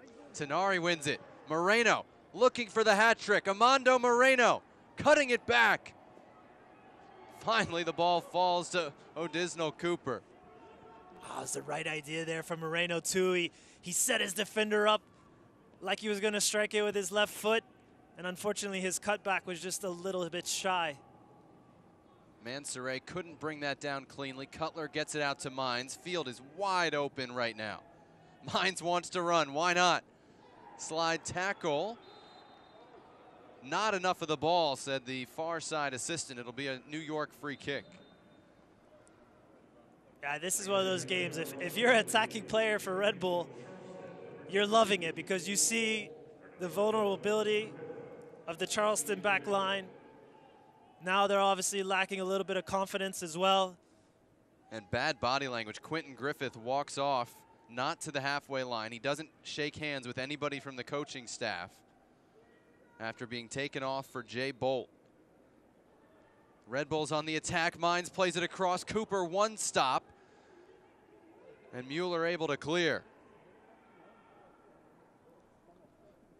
Mike Anhauser having a word with Quentin Griffith on the bench. I don't know how much Griffith is listening to right now. It's not great body language for the Battery, which is not surprising when you've just given up 5. And again, it's 2 Caribbean international players, Griffith from Antigua and Barbuda, Hackshaw from Trinidad and Tobago, who get subbed off. They made long journeys this week, and you figure maybe not their freshest this afternoon. Yeah, of course, the travel, a midweek game, all that plays into it. It can be tough on the legs, especially early in the season, you know, where you're still getting your fitness. Andrew Tenari, when did he turn into an all-USL player? Because these first 3 games have been a tour de force. But what I love is that he does just all the simple things, you know, and then adds a little bit of flair here and there, but he's not trying anything spectacular. He's just, his work rate is exceptional. His vision is very good. His touch, his technique, everything, but it's all come together for him early on in this USL season, just the 3rd game, and obviously he's reaping the benefits, and so is this Red Bull II team. And look, the goals get the headlines. He's got 3 goals, which is more than he had all of last year. But that's not the only reason we're talking about Andrew Tenari. And we know the Red Bulls front office is talking about Andrew Tenari. He's been terrific. Comes from a soccer family. His older brother Greg played at St. John's and at Stony Brook, and his twin sister Morgan played at St. John's. I have seen her play a few times. Andrew went to Columbia. Got his architecture degree last year, which takes an extra year, and is tearing up the soccer field right now. He's constructing a heck of an argument to be all league. We're only 3 games in, and it's a big league now. 15 games in the USL today. They were supposed to have 16, and one of them got postponed, but incredible the growth the league has seen. And that growth leads to these opportunities for guys like Tenari and everybody on the field. But, you know, they're able to play games regularly on a weekend where, you know, a few years ago maybe they weren't. Mines trying to find Aguinaga. This is Jay Bolt, 23-year-old rookie from North Florida. Another guy who may not have had a job, as you alluded to years ago. Scarlett to Aguinaga.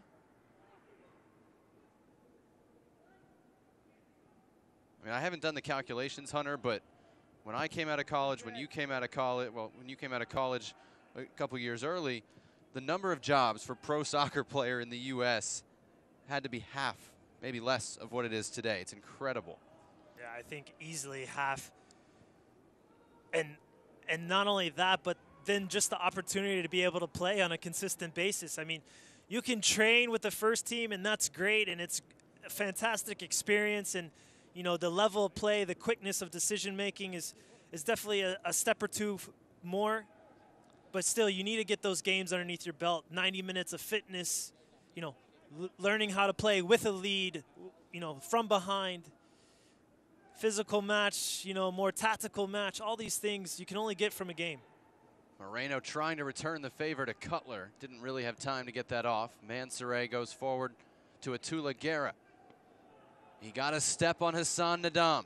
Guerra wide, Svantesson in the middle. Svantesson to his left foot, still going. Ian Svantesson denied by Evan Loro. Critical stop. Gordon Wild onto the right foot. He blasts it, and Loro tips it wide for a corner kick. Evan Loro still under pressure here. Two fantastic saves from Loro. And really, when that ball came to Svantesson from Guerra, he had a lot of work to do. And give credit to the big man because he beat two guys, did everything right. Just couldn't get it past Loro, who's been a wall for Red Bull II today. I've got Loro with 6 saves. That's unofficial. And as we mentioned, there wasn't much he could do about the goal, having already saved 1 shot on the play. The goals against average for Loro has not been great last year or this year, but he faces a lot of high percentage chances. Red Bull's trying to generate one. Aguinaga back to Mines. It took him wide. That's deflected out. He was looking for Moreno in the hat trick at the back post. But you speak about that goals against average for Loro. Of course, he'll prefer less goals than more. But the style that Red Bull II play and the first team play, they're gonna give up chances. It's just that's how it is. The way the formation is out. When you're an attacking team, you create numbers. You commit numbers forward. You're gonna leave yourself vulnerable. Obviously, you got to find the ways to limit those chances. Stefano Bonomo comes in, his 2nd USL appearance of the year, replacing White. Made his MLS debut here last Saturday against Minnesota United. Bonomo, the old man of the group, at 25. Old man at 25. Yes. Both of us born in the 80s are crying and laughing at the same time. This is Moreno, all full of confidence right now. That one hit Bonomo, who was offside. But for me, that's what I love about this Red Bull II team and the organization as a whole is I can come here, watch a game, and then next week I could go turn on the television, watch the first team play, and I might see 2 or 3 of the same guys. So that's fantastic, that synergy between the 2 teams. And as Jesse Marsh says, they'll both look like a Red Bull team. They'll play the same way. Exactly. And speaking with John Walinek, you know, that's their big thing. He tries to mirror that first team as closely as he can, and not only in regards to formation and style of play, but from training sessions, meetings, you know, meals, you name it, so that when these guys do move up between the 2 teams, it's a seamless transition. They know exactly what to expect. They know the schedule. Tenari was surprised at how much time he had. Ethan Cutler into the attack for the Red Bulls here. Can't find anybody at the back post. John Walinek was talking to us yesterday about Ben Mines, and he said, I'm out in an academy game right now, and Ben's here sitting on the bench with the guys he's been teammates with most of his Red Bulls soccer career. This guy played for the first team, playing for the USL team the next day, and he sticks around for the academy game. Still numbers up for Charleston. Wild with Guerra. Pass took Svantesson backward, and he couldn't get anything on his shot. It'll pad Evan Loro's save numbers, though. I mean, it was the right idea from Wild. He did everything right except for the pass was just behind Svantesson and just killed his momentum. And then, you know, it's always going to be a difficult finish there with his left foot where he's having to stop and the ball's behind him. But another, you know, a great opportunity there for Charleston to climb back into this game and find a goal. Armando Moreno from Marlboro High School. Aguinaga's pass behind Cutler. Guerra, who's staying much higher now, waits for the overlap of Mansoret. Instead uses Svantesson on the near side. Returns the favor. Atula Guerra runs out of room. Nadam got back for a sliding tackle. Great recovery from the Dom. But you know what I like to see even more is who is covering there at the right back spot? Tenari, the guy who scored 2 goals. He's done it all. You know, he busts his tail. Obviously, he's dropped back in a deeper lying role there in the midfield. But he's the one busting his tail to get back and cover for the Cutler at the right back spot. Svantesson controlled off his chest, little skill move, and he kept it in, but couldn't connect with Mansoure. Red Bulls wanted an offside call. Officials ruled it was passive. All kinds of space still on the field. Moreno was calling for it. Jay Bolt got back to cover it. This is Tenari, Echeverria. Tenari just weights everything perfectly. His vision looks like Moreno caught a little elbow there to his head. Tula Guerra running behind the defense. Going one-on-one against Nadam. There's still 15 minutes left in this when you factor in stoppage time. It's kind of incredible how much has happened, and there's a lot of time left. And again, this is part of building professionals, building skill sets at both levels, not just for the young guys, but for the more experienced Charleston side. How do you play out this part of a game where it's really stretched? Well, I think the most important thing for Charleston is to not let up any more goals. This is onside. Anunga into the penalty area. Anunga with the finish, and Charleston keeps fighting. Ta Brian Anunga gets the Battery's second. And a rather simple play here, a long diagonal, and I'm not sure. Cutler almost just kind of gave up, assuming that the linesman was going to raise his flag. He obviously thought that Anunga was offsides, but the call did not go his way. You see here, he's just kind of waiting for and he just can't recover in time. And a great little finish there with the outside the foot, chips Laro, and there's that goal that they need. Now, you know what I mean? Obviously, they can't be giving up any more goals. The time's going to run out, not in their favor. But credit to Charleston, they're not completely giving up. Although at times you can tell the frustration they've had on the field amongst one another. I believe it was Mueller who played the long ball, but we're going to have to check the tape for a lot of assists in this game because the chances are coming fast and furious. But I can guarantee you John Walenek is not happy giving up a goal, but especially one in that fashion. No, the organization at the back for the Red Bulls, since they scored the 3rd goal in the 50th minute, has been, I don't want to say atrocious, but it's been subpar. Bonoma with a chance to pass. Aguinaga got held up. And the only thing I can really associate that to is just that you lower your guard a bit. Offside flag is correctly up against Svantesson there. But you know, you come out of halftime, you have a 1-0 lead. Next thing you know, 5 minutes later, you're up 3-0 and you're feeling great about yourself. Now you say, maybe I'll try a little something extra here and there. You give up a goal. So these are things, as you said, becoming a professional, learning how to manage the game. It sounds easy, but it's not always easy, regardless if it's a 1-goal lead or you have a 4-goal lead, which now has dissipated to a 3-goal lead. You got to know how to play in every aspect of the game, defensive side, attacking side. And all these guys are still learning that. It's a process.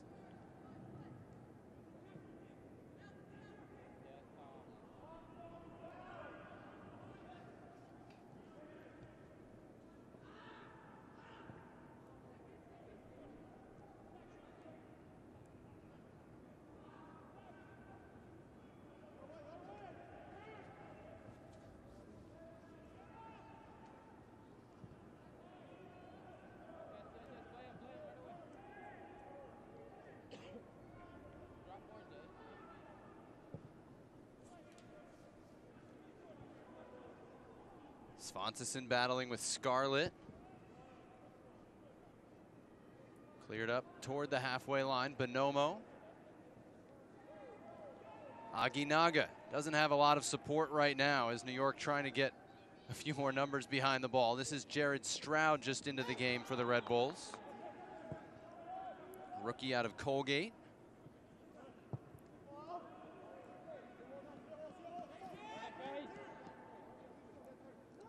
Tight.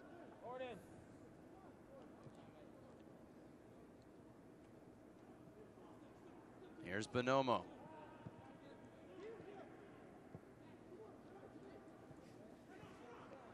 Tenari, great first touch out of trouble. Stroud assisted on the only goal the Red Bulls scored at Atlanta. And they'll win a throw in here.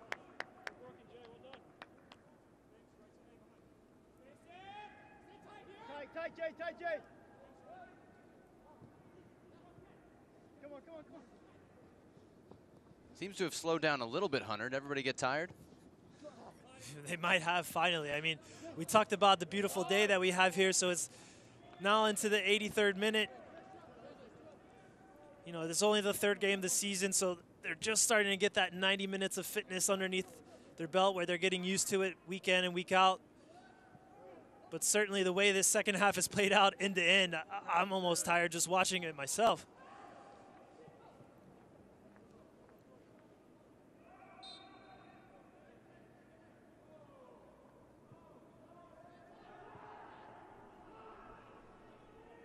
Space opening up for Victor Mansoret, running against Cutler. Diagonal run of Guerra, and Jordan Scarlett met it with a sliding tackle.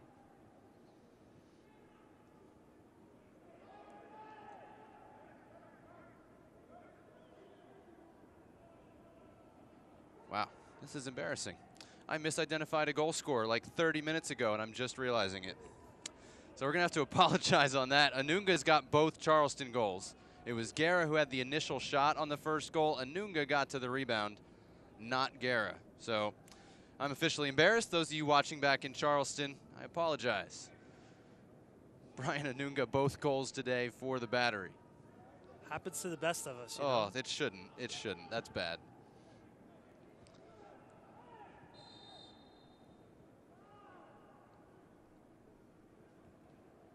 Free kick coming for Charleston.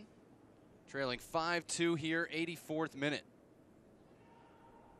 The fact that nobody told me for 30 minutes is not good either, but figured it out myself.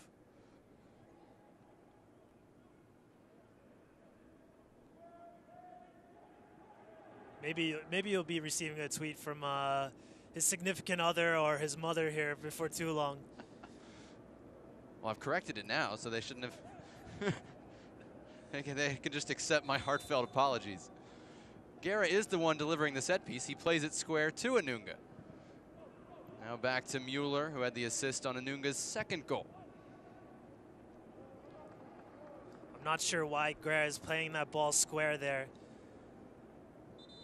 You need 3 goals. You have a clear height advantage on your team against this Red Bull II team. Clip the ball into the box and let the big boys fight for it. Instead, he plays it there square, and they really don't get anything or any opportunity out of it.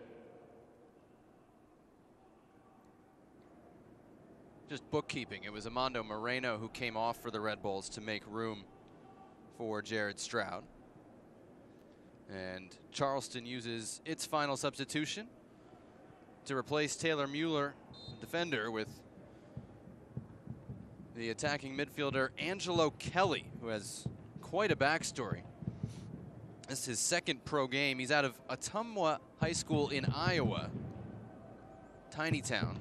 William Penn University in Oskaloosa, Iowa, NAI school with about 1,000 students. Played in the PDL with Midland Odessa in 2016, with Mississippi last year, finally earning a pro spot with Charleston in 2018. Like Candela, who came on earlier, paid his own way to a tryout earlier this year. Third player they've found at open tryouts in the last 2 years. Kotaro Higashi, who's on the bench hurt today, is another. It's amazing what some of these guys go through to try to get the opportunity to live the dream of being a professional soccer player, and credit to them. I mean, a great first impression on me right there. he gets the ball, he drives at 2 defenders and wins a corner kick. That's what you want to see when you make a substitution, is that he's putting his footprint on the game right away. New York led 1-0 at halftime. We've had 6 goals in this second half. The Red Bulls' 2 goal scorers, Brian White, Andrew Tenari, Ben Mines, and Amando Moreno twice. For Charleston, Brian Anunga has both. The 21-year-old Cameroonian who's now in his 4th year playing in the U.S. Another one who played in the PDL as an amateur between professional stints.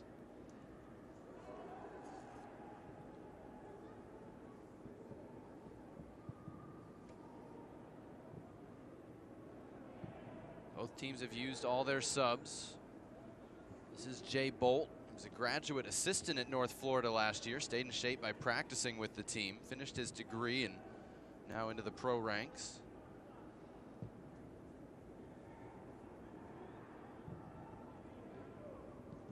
Svantesson chested that one down to Anunga, also looking for a hat trick. Doesn't have the angle for it here. Gordon Wild. Blocked by Stroud.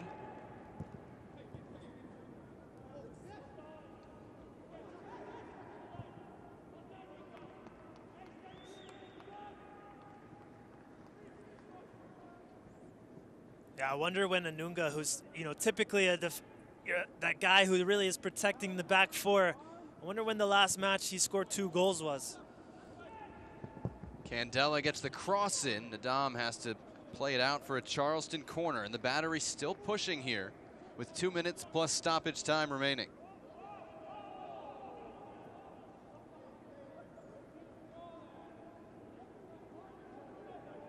Fifth corner kick for Gordon Wild and Charleston.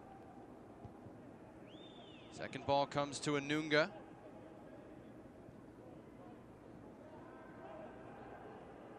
Bolt stumbled and had to go back to Cooper.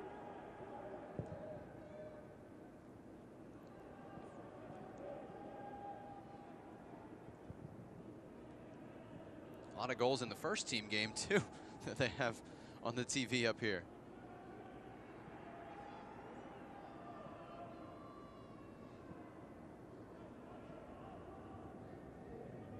Nico De Vera out of the Portland Timbers Academy, but played his college soccer at Akron. Gets this out for Stroud, who went to my high school in New Jersey, and then Colgate.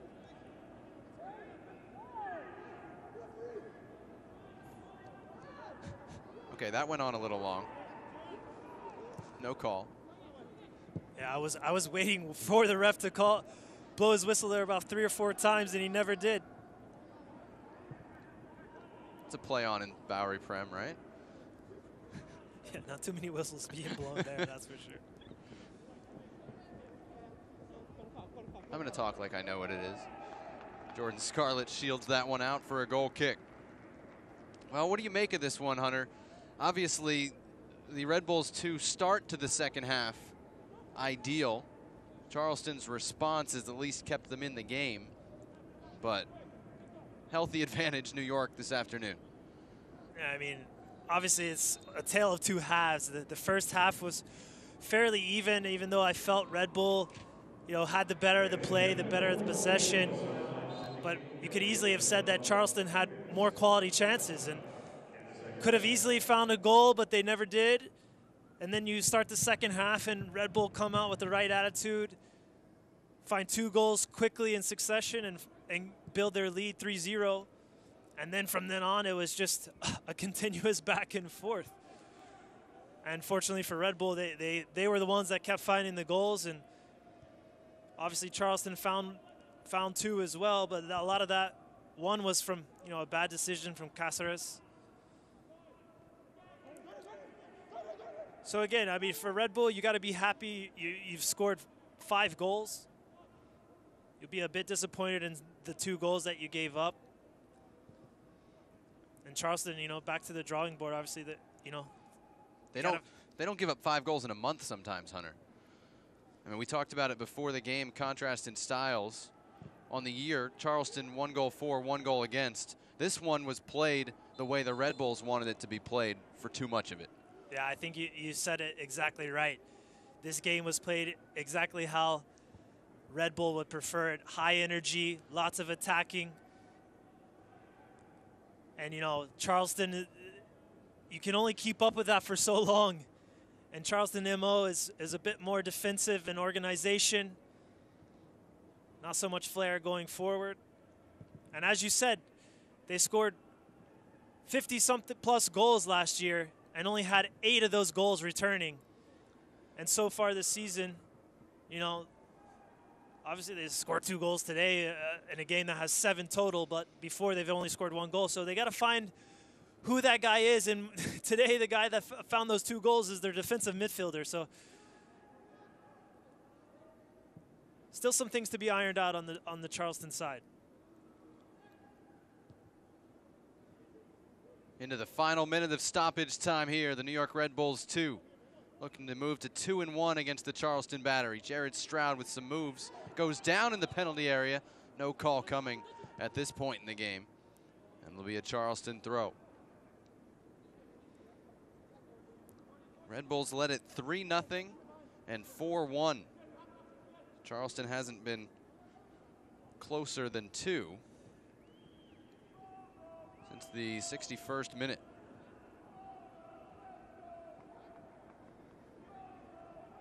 Ben Mines fouled yet again. He's been on the receiving end of a bunch of those. And that's when he'll learn as he gets older. Instead of trying to take that guy in there when you're up 5-2, just play the ball off and avoid that collision that could possibly, you know, give you a little knock that you're going to have to train with for the rest of the week.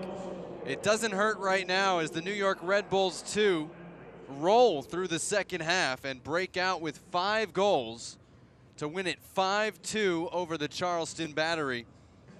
They've now played Charleston 9 times, 4 wins, 4 ties, and just 1 loss for the New York Red Bulls 2 going back to 2014. Ben Mines keyed the first 3 Red Bulls goals. Amando Moreno delivered the last 2. We'll take a short break, come back with highlights, and we'll wrap this one up. Red Bulls 2 win it 5-2 over the Charleston Battery this afternoon.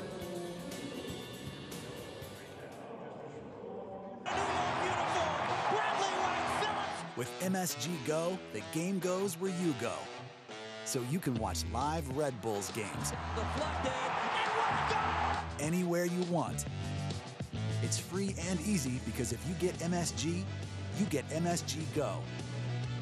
Watch your favorite team wherever you are with MSG Go, presented by Lexus. Download it for free where you get your apps.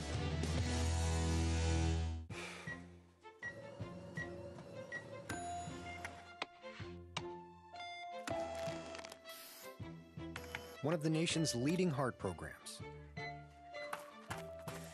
A shared sense of compassion, innovation, and expertise. Perfectly orchestrated so your world never misses a beat. Hackensack Meridian Health. Life years ahead.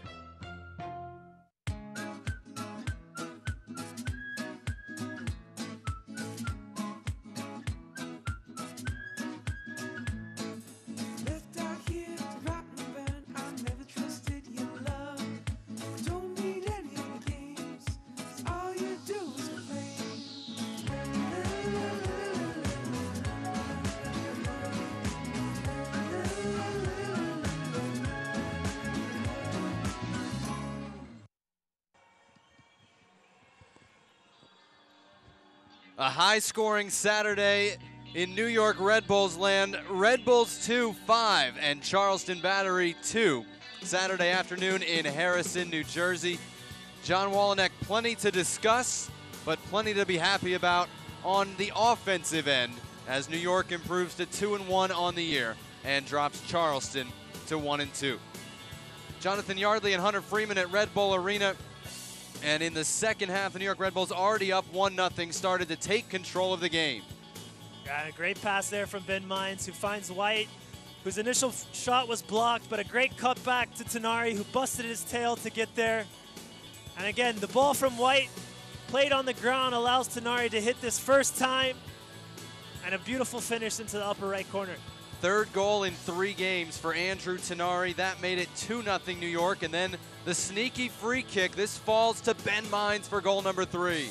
Yeah, I'm not sure it's supposed to be drawn up exactly like that. I think the ball might have supposed to have been a bit better from Tenari, but in the end it works out. It gets through all the congestion, finds Mines on the back post, and he slots it in past Cooper.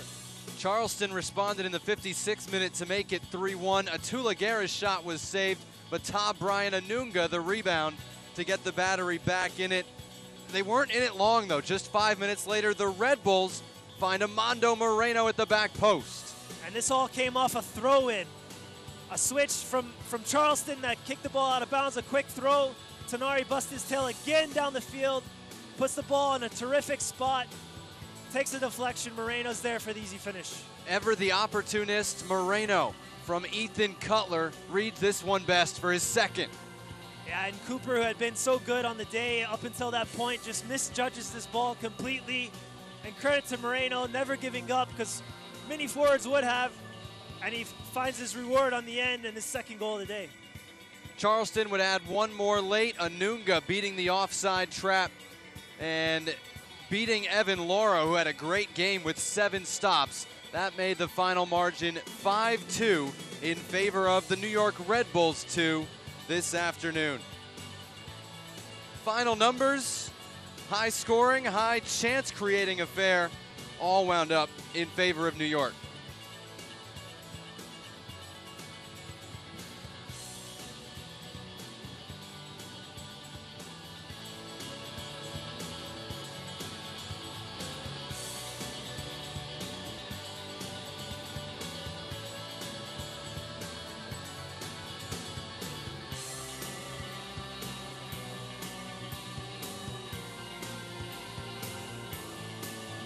Battery 2, the final score this afternoon for Hunter Freeman, my partner. I'm Jonathan Yardley for our great crew at Red Bull Arena.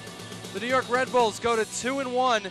They dominate in the goal scoring department. That'll do it for us this afternoon from Red Bull Arena. This copyrighted telecast of the United Soccer League may not be retransmitted, rebroadcast, or reproduced without the express written consent of the United Soccer League.